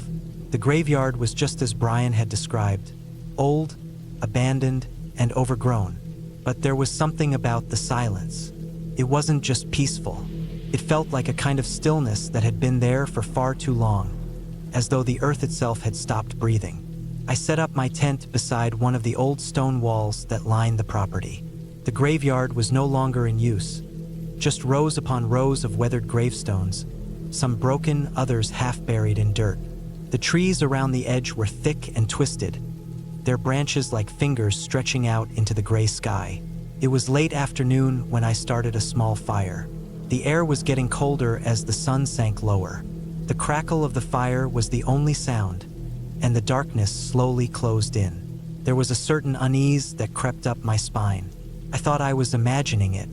The wind picked up a little, whistling through the trees, and I couldn't help but glance over my shoulder every now and then. As night fell, the fire's glow cast long shadows against the gravestones. I tried to ignore the odd feeling gnawing at me, telling myself it was just the isolation, the fact that I was alone in an old graveyard. But I couldn't shake the sense that I wasn't entirely alone. I had brought a book to pass the time, but reading was impossible with the wind rustling through the trees. The shadows seemed to move, stretching and shifting. Every crack of a twig felt like someone was walking through the woods. I was used to being alone in nature. I'd gone camping before, and never once had I felt like this. Like something was watching me, waiting for me to make a mistake. Around 10 p.m., the wind died down. The quiet was almost deafening. I decided to call it a night. I slipped into my tent, zipped it up, and tried to get some sleep. But sleep wouldn't come. It wasn't until around midnight that I heard it. Footsteps. Slow, deliberate, crunching through the leaves. I froze. I hadn't heard a car or anyone approaching. I held my breath, straining to hear. The footsteps stopped. I told myself it was just an animal, maybe a deer or a fox, but the sound was too deliberate, too human. It wasn't the typical shuffle of an animal scurrying through the woods. No, this was the sound of someone or something moving around outside my tent. I grabbed my flashlight, trying not to make a sound, and shone it through the fabric. The light barely pierced the darkness, but I swore I saw something move outside. My heart raced as I tried to stay as still as possible. I didn't know what to do. Should I call for help? There was no phone signal out here, no way to contact anyone. I was completely alone. The footsteps started again. Closer now. They came from the direction of the graveyard, right near where I had set up my fire. Whoever or whatever was out there was circling around my campsite. I was no longer sure if it was human. I waited for what felt like hours. The moonlight filtered through the trees, but everything was shrouded in shadow. The footsteps stopped, then started again, but this time they were in a different spot. It was as if the person, or whatever it was toying with me, pacing around my tent, watching. The pressure in my chest was unbearable. I could hardly breathe. My mind raced. Was it a person? Maybe a prank? No, this felt different. I was a good distance from any town or road. No one would come this far just to mess with me. And it wasn't just the footsteps. It was the complete silence when they stopped. The way the world felt utterly still. Then, a rustling sound came from behind me, outside my tent. I jumped, heart pounding in my ears, but when I turned, I saw nothing. There were no visible movements through the fabric. The wind had completely stopped. I kept my flashlight clutched in my hand, shining it in every direction. The pressure of the moment felt unbearable, but I couldn't leave. I had to stay to make sure I wasn't imagining things. Just as I was about to try and calm my nerves, I heard something new, a soft, almost imperceptible whisper. It came from just beyond the firelight, from the gravestones. I grabbed my things and zipped up the tent. My hands were shaking so badly that I couldn't focus. I kept the flashlight on, moving it frantically around, looking for any sign of movement. There was nothing, not a sound, not a shadow. The silence returned, but it wasn't the same silence from before. This was an eerie, oppressive quiet, like the whole world was holding its breath. I sat in my tent, doing my best to calm my breathing, trying to rationalize it. Maybe it was just animals or someone from the nearby town. But the longer I sat there, the more I felt like I was being watched, and I wasn't imagining that feeling. At some point, I drifted off to sleep, exhausted and terrified. I woke up at the crack of dawn, disoriented and groggy, the remnants of the night's terror still lingering. I slowly unzipped the tent, hoping to find everything as I'd left it, undisturbed. But when I stepped out into the cold morning air, my blood ran cold. The campfire was completely out, but it wasn't the lack of flame that bothered me. It was the circle of disturbed earth near the fire pit. The dirt was clawed up, the way someone might dig at the ground in a frenzy. The remnants of the graveyard were everywhere, markers half buried in the soil, as if someone had been digging them up. I stepped closer, feeling sick. There, in the middle of the circle, was a single grave marker that had been turned over. I dropped to my knees. The name on the stone was worn, but it was unmistakable. Anna Clark. I could just make out the year of death, 1897. I stood up, backing away slowly, as the weight of the situation pressed down on me. What had happened here? Who was out there last night? And why was the marker overturned? Suddenly, I heard something. It was faint, coming from the woods. Another set of footsteps. And they weren't just any footsteps. They were heavy, deliberate, like someone was walking straight toward me. I grabbed my gear, packed up in a frantic blur, and left that graveyard without looking back. The whole time, I felt eyes on me, like I wasn't supposed to leave. But I didn't stop. I didn't go back to the graveyard. I didn't tell anyone the full story. I wasn't sure I even understood what had happened that night. But the feeling that something was watching me never left. And for the first time, I understood why some places are left undisturbed.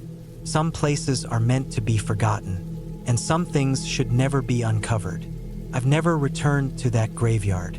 I'm not sure I could if I wanted to, but I'll never forget the feeling of being so utterly alone, only to realize that you're not alone at all.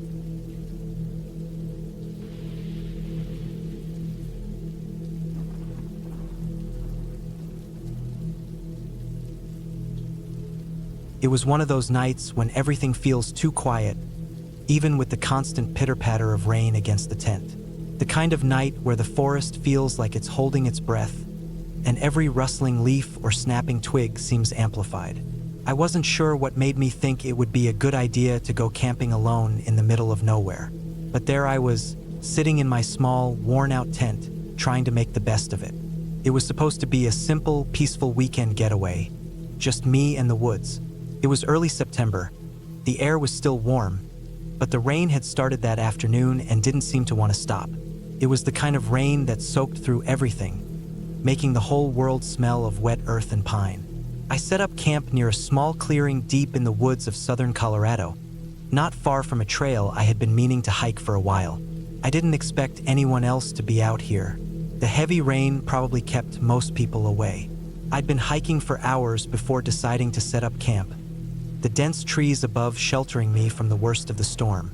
But now, sitting in my tent, the thought of venturing out again made me feel uneasy. I just wanted to relax, wait out the rain, maybe read a bit. It had been a long time since I'd done something for myself like this.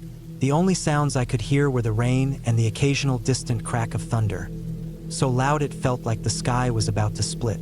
It wasn't the first time I'd been camping alone, but something felt off. Maybe it was the isolation. Maybe it was just me being a little jumpy from the weather. But there was this growing sense of discomfort, like I was being watched. I kept shaking it off, telling myself it was nothing. By dusk, the rain had settled into a steady rhythm, and the forest was darker than usual, thanks to the thick canopy above. I couldn't hear much besides the rain. I tried reading, but I couldn't focus. My eyes kept drifting to the flap of the tent. The occasional snap of twigs and rustle of leaves seemed to grow more frequent, and every time the wind shifted, I swore I heard something close to the tent. Close, but not close enough to see. I checked my gear, made sure everything was in place. My food was tucked away in the bear bag high in a tree. The fire had long since gone out, and I hadn't brought a stove, just the plans for a quiet night and a good sleep.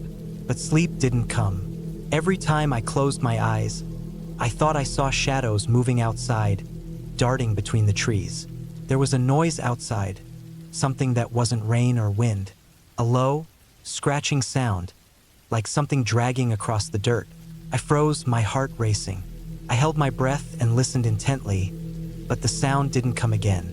I tried to convince myself it was just an animal, something small, maybe a raccoon or a rabbit, anything to keep my mind from running wild.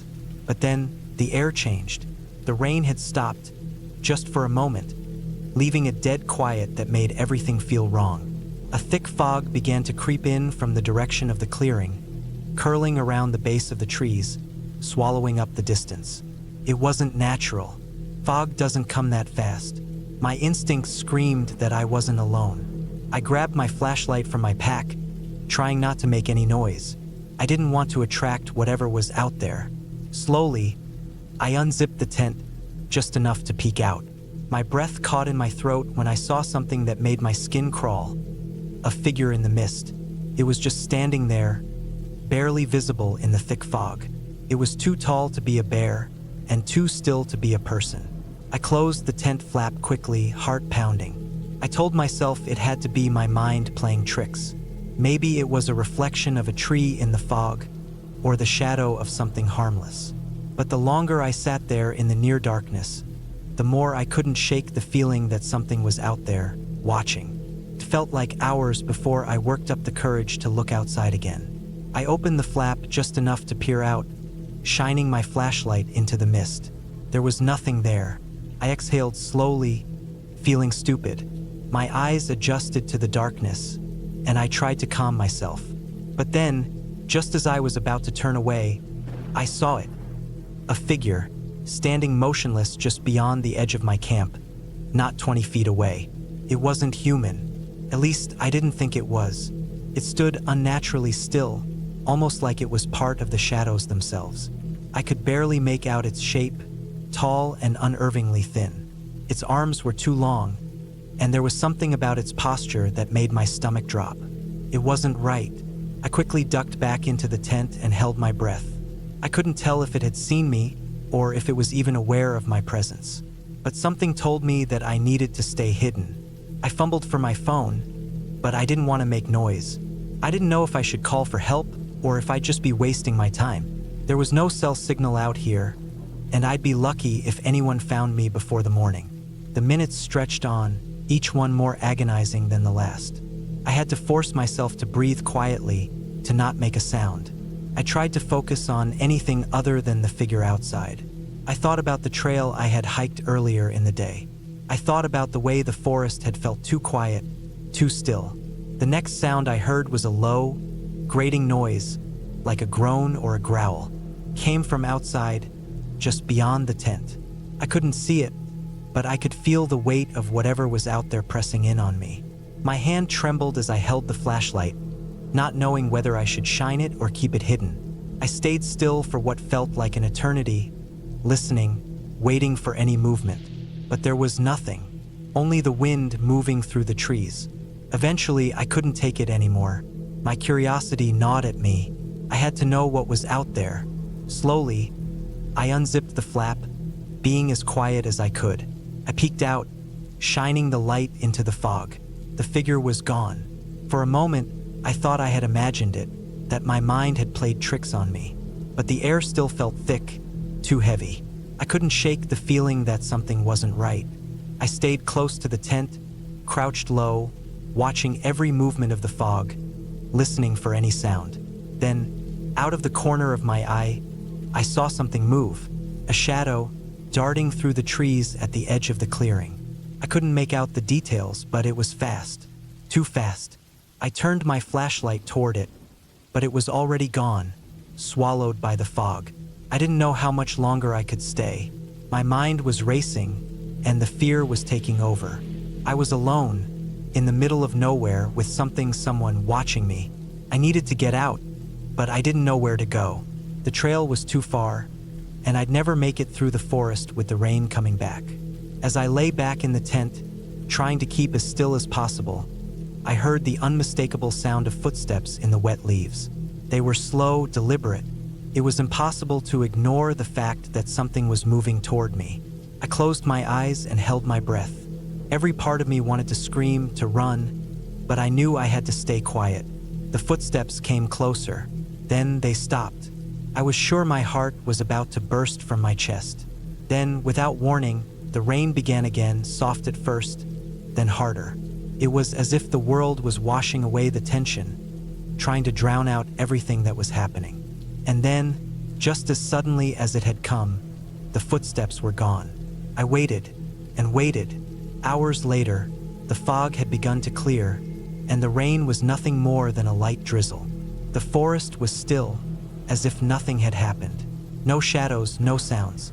I waited until the first light of dawn began to push through the trees, and only then did I dare to crawl out of the tent. There was nothing, no sign of anyone or anything, just the wet earth and the slowly dissipating fog. I packed up quickly, my hands trembling with exhaustion and relief. By the time I was ready to leave, I didn't care about the trail anymore. I just wanted to get home. I hurriedly walked back toward the parking lot, my heart still beating fast, and though I never saw the figure again, I knew something had been there. Something had been watching me, but I wasn't about to stick around to find out. As I reached my car, I took one last glance back at the forest. For a moment, it seemed so peaceful, but I knew I'd never come back. Some places are meant to be left alone, and this was one of them.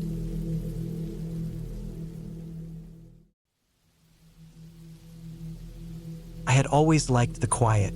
I think that's why I enjoyed camping alone. Something about being out in the open, away from people, away from noise, just me and the world. It was something I did at least once every few months, and over the years I had gotten pretty good at it. I knew how to pack right, how to ration food, how to deal with the little problems that came up. This time, I had picked a spot in Montana, not too far from the Bitterroot National Forest.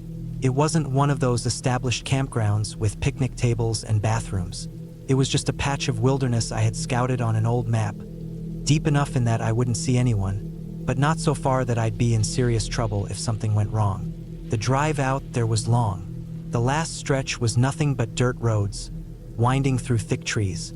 Every so often, I'd pass an old cabin, some abandoned, some probably still in use, judging by the way the grass had been cut down around them. But there weren't many.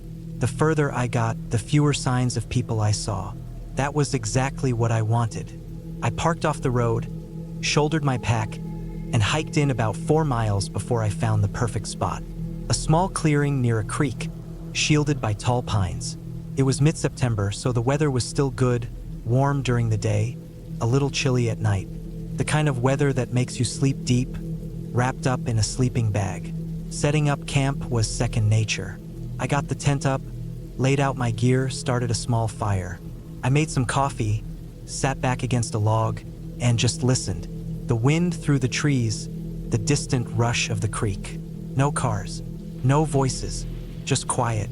That first day was uneventful. I spent most of it walking the area, just getting familiar with the land. I had my .45 pistol on me, always did when I camped alone. Not because I was scared, but because you never know. The worst thing in the woods is always another person. I didn't see anyone, though. Just deer, squirrels, the occasional hawk circling high overhead. By the time the sun started to set, I had a good fire going again. I ate, read for a bit with my flashlight, then turned in early. I slept hard. I woke up just before dawn, not sure why. The fire was mostly dead, just glowing embers. I sat up, rubbing the sleep from my eyes, and that's when I noticed it. Something had been near my tent. I always cleared the ground before I set up, making sure there weren't any sharp sticks or rocks. But now, just a few feet from where I slept, I saw disturbed dirt. It looked like a footprint. Not a boot, not a shoe, but something that had pressed down hard enough to leave a shape. I grabbed my flashlight and shined it on the ground. The print wasn't clear, but it was big. It didn't have the shape of a bear's paw. It looked human, barefoot, but the toes were off. I crouched down, trying to make sense of it. It almost looked like a person's footprint, but the front was too long. The toes stretched out in a way that didn't seem right. And there was something else. It was facing my tent. I swallowed, standing up, scanning the dark trees around me. Nothing moved. Nothing made a sound. Just the wind through the leaves. I didn't like it. I checked my gun, made sure it was loaded. Then I stoked the fire, got it burning again. I didn't go back to sleep. I just sat there, staring into the woods, waiting for the sun to come up. By daylight, the print looked less clear, but I knew what I had seen. I thought about leaving, packing up, heading back to my truck. But I told myself it was nothing. Probably just an animal, maybe the shape of the dirt had made it look like something it wasn't. Still, I couldn't shake the feeling. I spent that whole day on edge.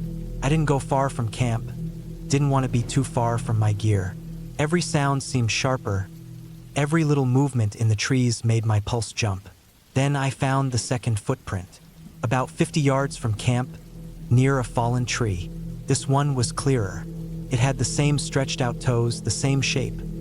It was deep, pressed hard into the soft ground, like whoever or whatever had made it was heavy. And this one was facing away from my camp. Like whoever had been watching me had walked away. That was enough for me. I wasn't about to stay another night out there. I had hiked miles into the woods, but I could make it back before dark if I moved fast. I hurried back to camp, started packing up. Then I heard it. A snap. Not far. A branch breaking. I froze, listening. The woods were still again. Then another snap. Closer. I pulled my gun, scanning the trees. My breathing was too loud. My heartbeat was in my ears. Then I saw it. Something moved between the trees. I only caught a glimpse. A shape tall just at the edge of my vision. Not running, not moving fast, just standing there. Watching me. I didn't wait. I grabbed my pack, slung it over my shoulder, and started moving. Fast. I wasn't running, but I was close. My hands stayed on my gun. As I walked, I kept hearing it. Footsteps. Not behind me, not close, but following. Always just out of sight. The hike back felt 10 times longer than it had on the way in. I didn't stop, didn't take breaks. I just walked, heart hammering, eyes scanning every shadow. The whole time I felt watched. I reached the truck just as the sun was setting. My hands were shaking as I fumbled for the keys. I got inside, locked the doors, and sat there for a moment, catching my breath. Then, just before I started the engine, I saw it. A figure. Standing at the tree line. Tall. Too tall. And it was barefoot. I didn't stay to get a better look. I turned the key, gunned the engine, and peeled out of there, dirt kicking up behind me. I didn't slow down until I hit pavement. Didn't stop until I was miles away. I don't know what I saw out there. I don't want to know. I haven't been camping alone since, and I never will again.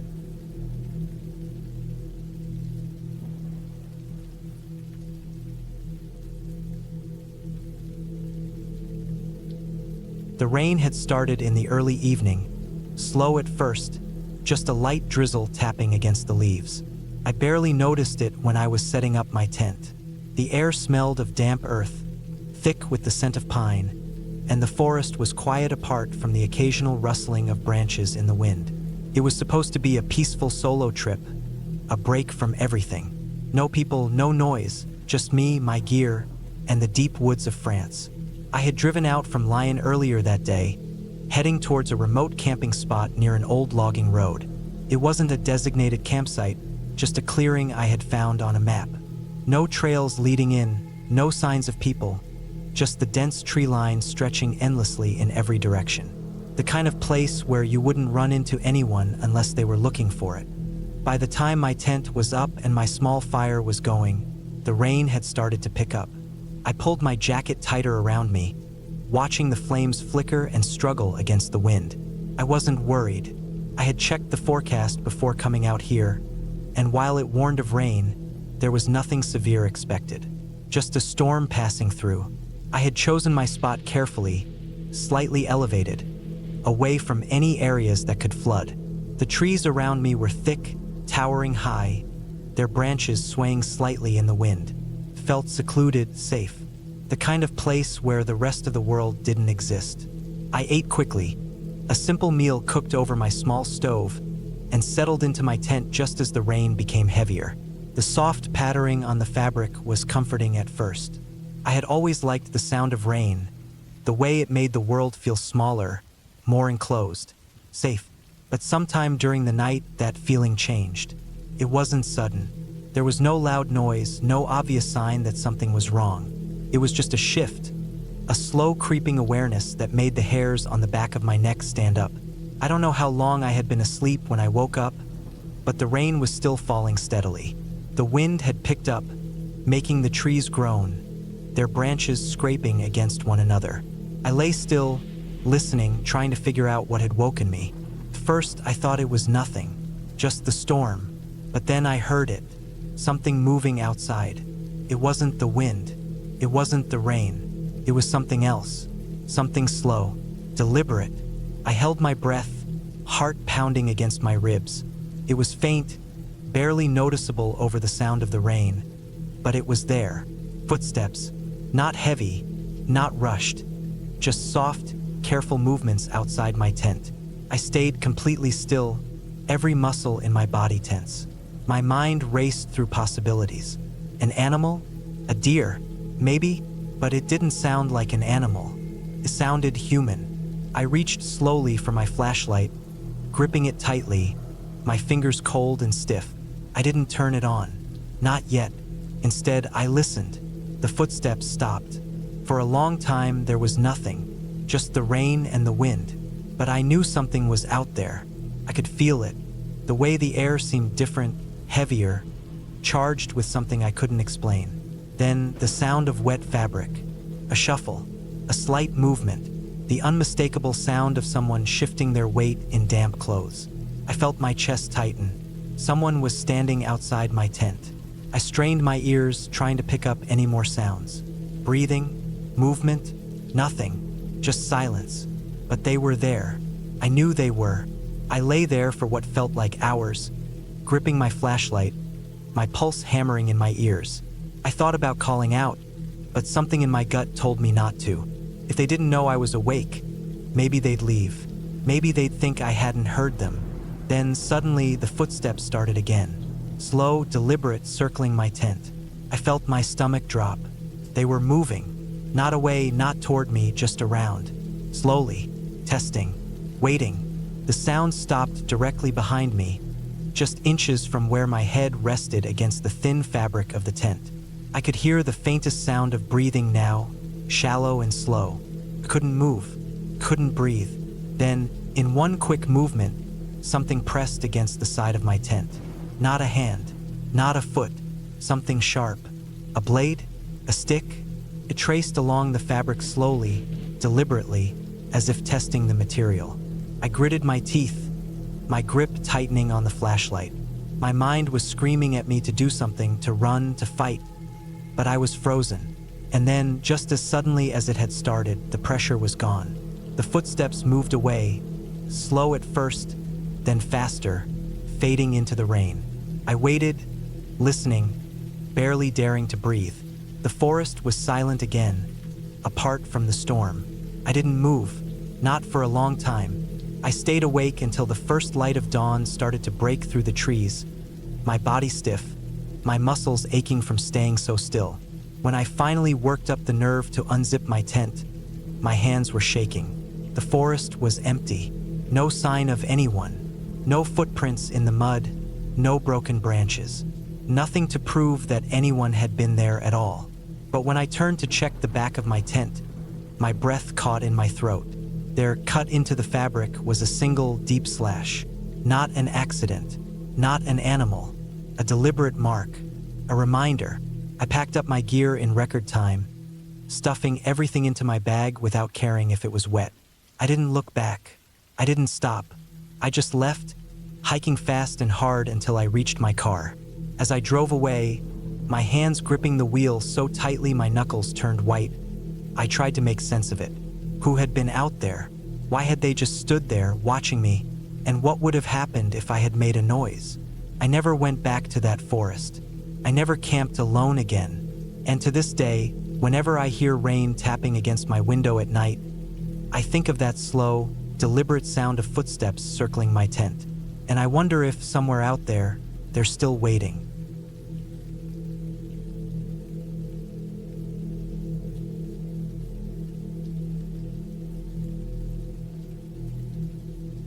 We had been briefed 2 days before deployment. The intelligence team had gathered enough evidence of a large-scale smuggling operation happening deep in the forests near the border. Guns, drugs, maybe even human trafficking. We didn't have all the details yet. What we did know was that these guys were organized, well-armed, and had been operating undisturbed for years. Our job was to change that. The terrain was going to be rough. The forest stretched for miles in every direction, thick with pine and undergrowth that made movement slow and visibility difficult. It was the kind of place where a group could disappear without a trace if they knew the land well enough. That was our biggest concern. These people had been here for years, and we were stepping into their backyard. We were dropped off miles away from our target area. No vehicles, no heavy machinery, just boots, rifles, and whatever we could carry on our backs. The plan was simple. Move in quietly, locate the camp, confirm the intel, and then either capture or neutralize the targets. Simple in theory, but nothing about this mission felt easy. The first night, we moved through the trees in silence. The wind howled through the branches, and every step on the damp forest floor sounded louder than it should have.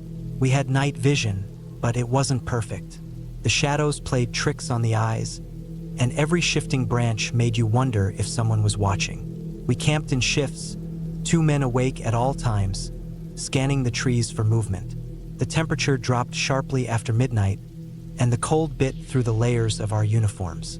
No fires, no talking, just waiting. By the next day, we had closed in on the target area. Tracks in the dirt confirmed that people had been moving through here recently, more than just a few. We found cigarette butts, old food cans, even the remains of a small fire. They were nearby. That evening, we got our first look at the camp.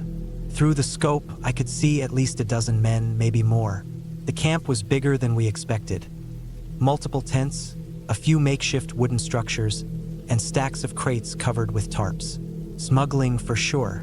They had guards posted at every entrance, armed, alert, moving in and out of a small shack, probably storing weapons or money. We had 2 options: call for backup and wait, or move in immediately and take our chances. We chose the second. The attack was supposed to be fast. Get in, take them out before they even realized what was happening. It didn't go that way. As soon as the first shot was fired, the whole place erupted into chaos. The smugglers weren't just some ragtag group of criminals, they were trained. Their response was immediate. We lost a man in the first few seconds. A round hit him just as he was moving forward, and he dropped before anyone could react. No screams, no sound, just down. The gunfight lasted longer than it should have.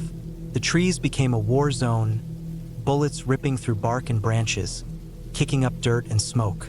Every step forward felt like walking into a trap. They had the high ground in some places, and they used it. I dropped behind a fallen tree, catching my breath while my heart pounded in my ears. A few feet away, one of our guys was reloading, his hands steady despite the chaos. We had trained for this. I moved up, scanning through the green haze of my night vision. A shadow shifted near one of the tents. I fired. The figure dropped, but another one appeared right behind him, gun raised. I barely had time to react before a shot rang out from my left. One of my team had taken him down. The fight dragged on longer than expected. The smugglers had tunnels, hidden paths through the trees, and they used every advantage they had. We had numbers and training, but they had the land. By the time we cleared the camp, 3 of our men were dead. A few others wounded, but still moving. The bodies of the smugglers lay scattered around the camp, some half hidden by the undergrowth. The crates, once neatly stacked, had been ripped open in the chaos. Weapons, drugs, everything the intel had warned us about. The operation was a success, but it didn't feel like one. We secured the area, called in for extraction, and waited. The silence felt unnatural after the gunfire. The smell of blood and gunpowder mixed with the damp earth. I looked at the bodies of the men we had lost. They had been there just hours ago, breathing, talking, moving with us. Now they were gone. Just names to be reported, dog tags to be sent home. By the time the helicopters arrived, the forest had gone quiet again, as if nothing had happened, as if the trees would just swallow the camp back into the earth, erasing all signs of what had happened here. We left as the sun rose, the first light cutting through the trees, washing everything in gold. The mission was over. The smugglers were gone. But I knew I'd never forget that night, that place, or the feeling of walking through a forest where men had died and knowing it would always be there, waiting in the silence.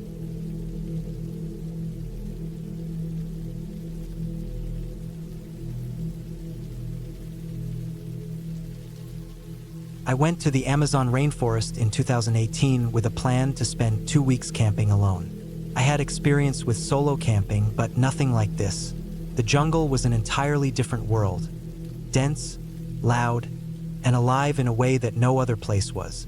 I had flown into Manaus and hired a guide to take me upriver. He dropped me off near a tributary of the Rio Negro, deep in the jungle. I had my gear, tent, machete, plenty of food, a satellite phone for emergencies. I was prepared, or at least I thought I was. The first few days went smoothly. The jungle was overwhelming at times, the heat suffocating, the humidity unbearable, but I managed. Every night, I listened to the endless calls of insects, birds, and animals in the distance. Sometimes I heard rustling nearby, but I told myself it was just the wildlife. On the 4th night, things started to feel different. The noises of the jungle seemed off. I couldn't explain it, but something felt wrong. The sounds were still there, but there was a pattern to them, almost like something or someone was moving deliberately through the trees. I tried to brush it off. I had read that paranoia was common when camping alone in remote places. But as the night stretched on, the feeling got worse. I kept my machete close, barely sleeping. The next morning, I decided to move my camp. I had been near a small stream, which was convenient for water, but I didn't like how open the area felt. I hiked deeper into the jungle, setting up in a more concealed spot between thick trees. That night, the unease returned. I woke up to something moving outside my tent.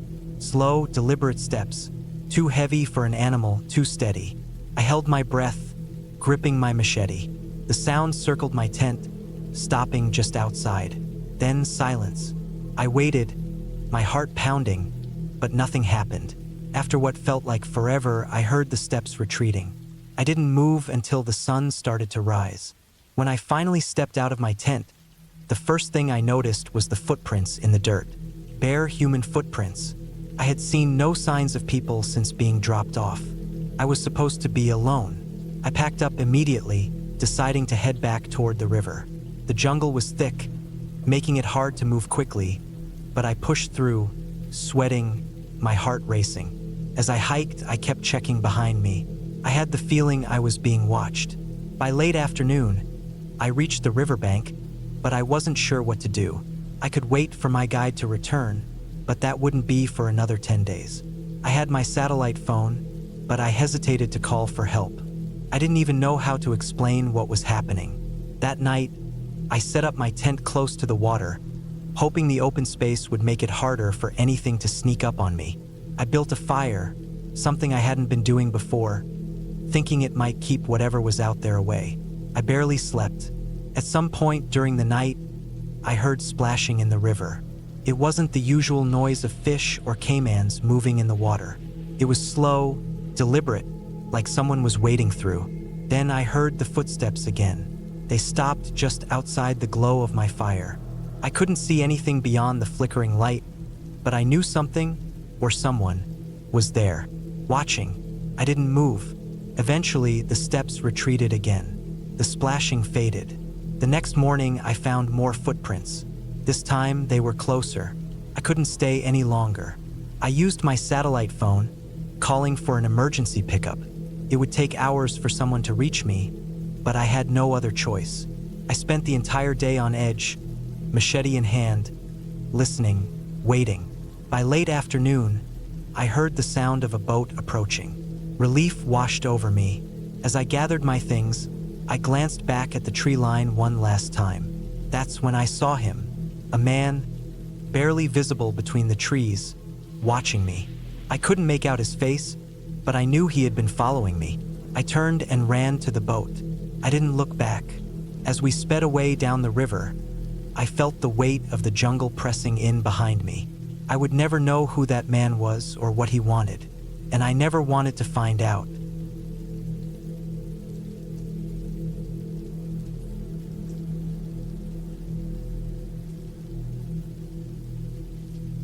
It was supposed to be a simple camping trip. Just me, the trees, and a weekend of quiet. I had taken trips like this before, always finding peace in being alone with nothing but a tent and the sounds of the forest. This time, I had picked a remote area deep in the woods of northern Montana, far from any designated campsites or trails. A place where I wouldn't see another person for miles. That's what I wanted, what I always wanted. I had driven for hours, first on paved roads, then on dirt ones, until I reached the end of a barely visible track that led into the trees. The forest was thick, the kind that swallowed up sound and sunlight. By the time I found a good spot near a small clearing, the sun was already getting low. I parked my truck off to the side, making sure it wasn't too visible from the road. Not that anyone would be coming this far. Setting up camp was routine. Tent up, sleeping bag rolled out, small fire pit prepared. I had enough supplies to last 3 days. Food, water, a knife, and my old .357 revolver. Something I always carried when camping alone, more for peace of mind than anything else. There were bears out here and mountain lions too. By the time the fire was going and my first meal was cooked, the forest had settled into an eerie silence. No birds, no wind rustling through the trees. Just stillness. That wasn't unusual, though. Sometimes the woods just felt like that. I ignored it and ate my food, watching the flames flicker against the darkening sky. I had planned to stay up for a while, maybe read a little by flashlight, but something about the quiet was getting to me. Instead, I killed the fire early, made sure everything was secured, and crawled into my tent. The sound of the zipper closing felt loud in the silence. I lay there for a long time, staring up at the fabric of the tent, listening. At some point, I must have drifted off because the next thing I remember was waking up to a noise. A single snap, like a twig breaking underfoot. My eyes opened instantly. I stayed completely still, ears straining in the darkness. Nothing. Then another snap, closer this time. It wasn't the sound of a falling branch or some small animal scurrying through the underbrush. It was deliberate, slow, like someone trying to move carefully but stepping on something they didn't see. I reached for the revolver, gripping it tightly, my heartbeat hammering in my ears. My truck was parked about 20 yards away, hidden by trees. The fire pit was cold, the tent dark. If someone was out there, they wouldn't know for sure if I was awake. I lay there, barely breathing, waiting. Then I heard it, a low, slow exhale just outside the tent. Not an animal, not the wind. Someone was standing right there. I didn't move, didn't make a sound. My fingers tightened around the grip of my gun. I could hear my own pulse pounding in my head. The presence outside stayed there for what felt like forever. Then, finally, slow footsteps moved away. Not into the woods, not toward the road. They went toward my truck. I forced myself to breathe, to move. Carefully, silently, I unzipped the tent just enough to peer out. The night was dark, the trees casting long shadows, but I could just make out the shape of someone near my truck. They weren't trying to break in. They were just standing there, watching it, or maybe waiting. A sick feeling settled in my gut. I had locked the truck, kept the keys in my tent, but this wasn't some lost hiker looking for help. Whoever this was had found my camp, stood outside my tent, and now was lingering by my only way out of here. I had two choices: stay put and hope they left, or make a move before things got worse. I chose the second. Slowly, I unzipped the tent further, keeping my body low, making as little noise as possible. The person hadn't moved. I could see them clearer now. A man, tall, wearing dark clothing. No backpack, no gear. Just standing there, staring at my truck. I moved like I was stepping through a minefield, creeping toward the edge of the trees. If I could get around him, get to the truck fast enough, I could be out of here in seconds. Then, just as I reached the tree line, the man's head snapped toward me. I ran. I heard him move at the same time, sprinting after me. My boots pounded against the dirt as I closed the distance to my truck, my breath ragged. I could hear him fast closing in. I yanked the door open, barely getting in before I heard him slam into the side of the truck. The whole vehicle shook. I jammed the keys in the ignition. The engine roared to life. The man was at my window, hands pressed against the glass, face inches from mine. But I didn't look. I didn't think. I threw the truck into reverse, tires spinning in the dirt. Then I was flying down the dirt road, branches whipping against the sides. I didn't look back. Not until I was miles away, heart still hammering. When I finally reached a gas station on the highway, I pulled in, parked, and just sat there, hands gripping the wheel. My whole body was shaking. I didn't go back for my tent. I didn't even care about the gear I left behind.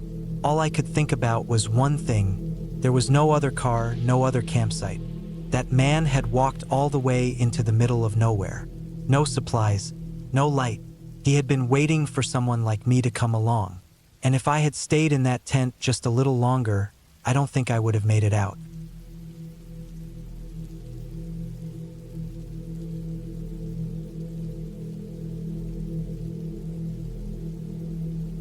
I had always liked the idea of being alone in nature, away from the sounds of cars, away from people, away from everything.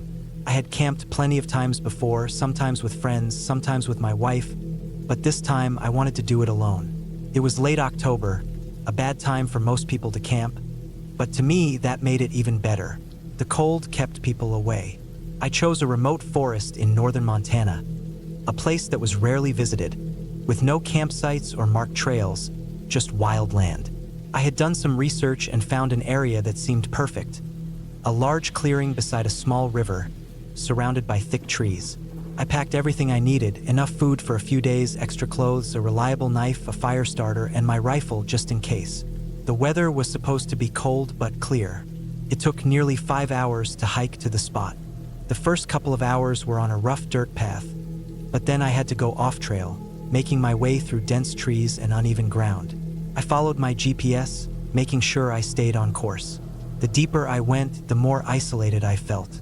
The only sounds were the crunching of leaves under my boots and the occasional rustling of small animals in the underbrush. I reached the clearing in the late afternoon. It was just as I had imagined, peaceful, undisturbed. The river was about 20 yards away, moving slow and steady. I set up my tent near the edge of the clearing, where the trees could block some of the wind. I gathered wood for a fire and sat by it as the sky darkened. The cold was creeping in fast. I had layers on, but I could still feel it biting at my face and hands. I cooked a quick meal, ate, and stared into the flames. That first night was quiet.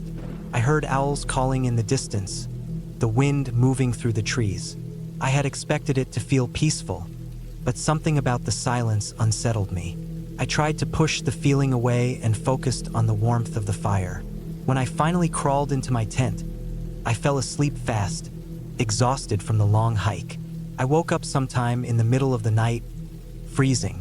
The fire had gone out. I checked my watch, 3:12 a.m. The tent was shaking slightly from the wind, but I could hear something else. A sound that didn't belong. It was faint at first, something moving through the trees. A slow, steady rustling, like footsteps. It didn't sound like an animal. I held my breath and listened. Then silence. I stayed still for a long time, waiting. The wind picked up, making it harder to hear anything. After a while, I convinced myself it was nothing. Just the wind moving branches, maybe a deer passing through. I pulled my sleeping bag tighter and forced myself back to sleep. The next morning, I stepped outside to check around my camp. Everything seemed normal, but something felt off. The ground was covered in fallen leaves, but there was a small patch of disturbed earth near the trees. It wasn't much, but it was enough to make me uneasy. Still, I pushed it aside. I was in the middle of the woods, of course there would be noises. I spent the day fishing at the river, hiking a little, trying to enjoy the trip. By the time evening came, I had almost convinced myself that I had imagined it. But that night, it happened again. It was later this time, past 4 a.m. I was asleep when something snapped me awake. Another sound, closer. I lay there, heart pounding, trying to listen past the wind. Came again. Soft, slow footsteps, right outside my tent. I stayed completely still, barely breathing. Then, something brushed against the side of my tent. Not hard, just a light drag of something across the fabric. My mind raced through possibilities. An animal? A branch moving in the wind? But deep down, I knew. I reached for my knife, gripping it tight. I thought about calling out, but I didn't want to give away that I was awake. And then, just as suddenly as it came, the sound was gone. I lay there for what felt like hours, listening, waiting. Nothing. When the sky started to lighten, I finally unzipped the tent. There were footprints in the dirt. Human footprints. They circled my tent, moving slowly, deliberately. The prints led back into the trees. I stood there, staring, my breath visible in the cold air. I had never felt fear like that before. Someone had been out here, watching me, walking around my tent in the middle of the night. I packed up immediately. I wasn't staying another night. The hike back felt different. Every sound made my skin crawl. Every movement in the trees made me glance over my shoulder. Took me hours to get back to my truck. When I finally saw it, I almost ran. I threw my gear into the back and locked the doors as soon as I got inside. I turned the key, started the engine, and sped off down the dirt road, not looking back. I never went camping alone again. Whoever was out there, they weren't lost. They weren't just passing through. They knew exactly where I was, and they had been watching.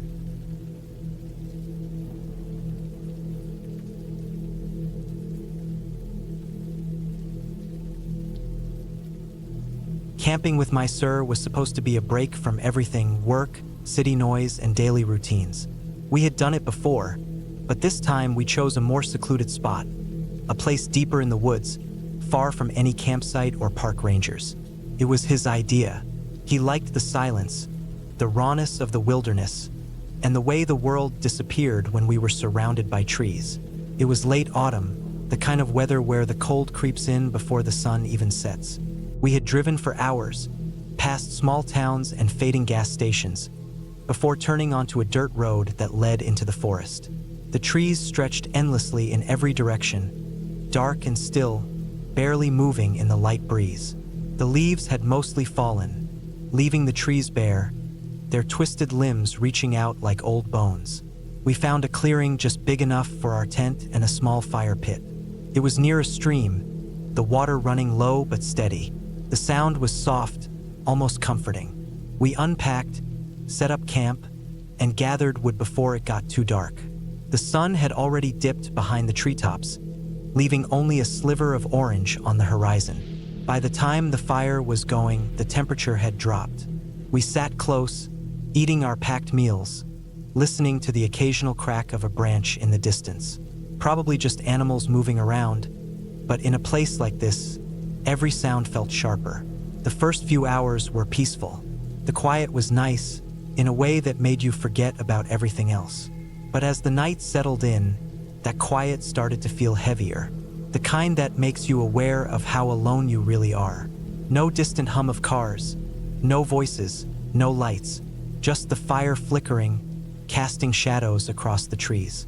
I kept glancing past the fire, into the darkness beyond. The trees stood still, but the space between them felt off, as if something was just out of sight, just beyond where the firelight reached. It was just my mind playing tricks. It had to be. The night stretched on. The fire burned low, and the cold pressed in. Sir was already lying in the tent, half asleep. I stayed up a little longer, watching the embers glow, listening to the faint rustle of leaves. Then there was a sound, a snap, close, not the kind from a small animal. This was something stepping on a branch, breaking it underfoot. Heavy, deliberate. I froze. My body tensed, eyes locked on the darkness. The sound came again, from behind the trees. Slow, steady steps. Not rushing, not hesitant. Just moving. I turned toward the tent, ready to wake Sir, but then it stopped. Nothing, just silence. My breath was slow, controlled, ears straining. The fire flickered, its glow reaching only a few feet beyond the clearing. Whatever it was just beyond that line. Watching, I sat there for what felt like hours, not moving, barely breathing. But nothing else happened. No more sounds, no movement. Eventually, I convinced myself it had been my imagination. The mind does weird things in the dark. I threw a few more logs onto the fire before slipping into the tent. Sir was already fast asleep, his slow breathing the only sound inside. I zipped up the entrance, trying to ignore how exposed the tent felt, how thin the material was between us and whatever was out there. Sleep didn't come easy. Every small noise outside had me on edge. The wind moved through the trees, and I told myself that's all it was, just the wind. Then I heard it again, closer this time, right outside the tent. A footstep, heavy, careful. I held my breath, eyes wide in the darkness. My hand moved slowly toward the camping knife near my sleeping bag. I gripped the handle tight. The fire outside was still burning, but the light inside the tent was dim. Shadows shifted as the flames flickered. Then another step, right next to the tent. The fabric moved slightly. Something was out there. I felt Sir stir beside me, shifting slightly in his sleep, unaware of what was happening. My heart pounded, every muscle locked in place. Then the sound stopped again, just silence.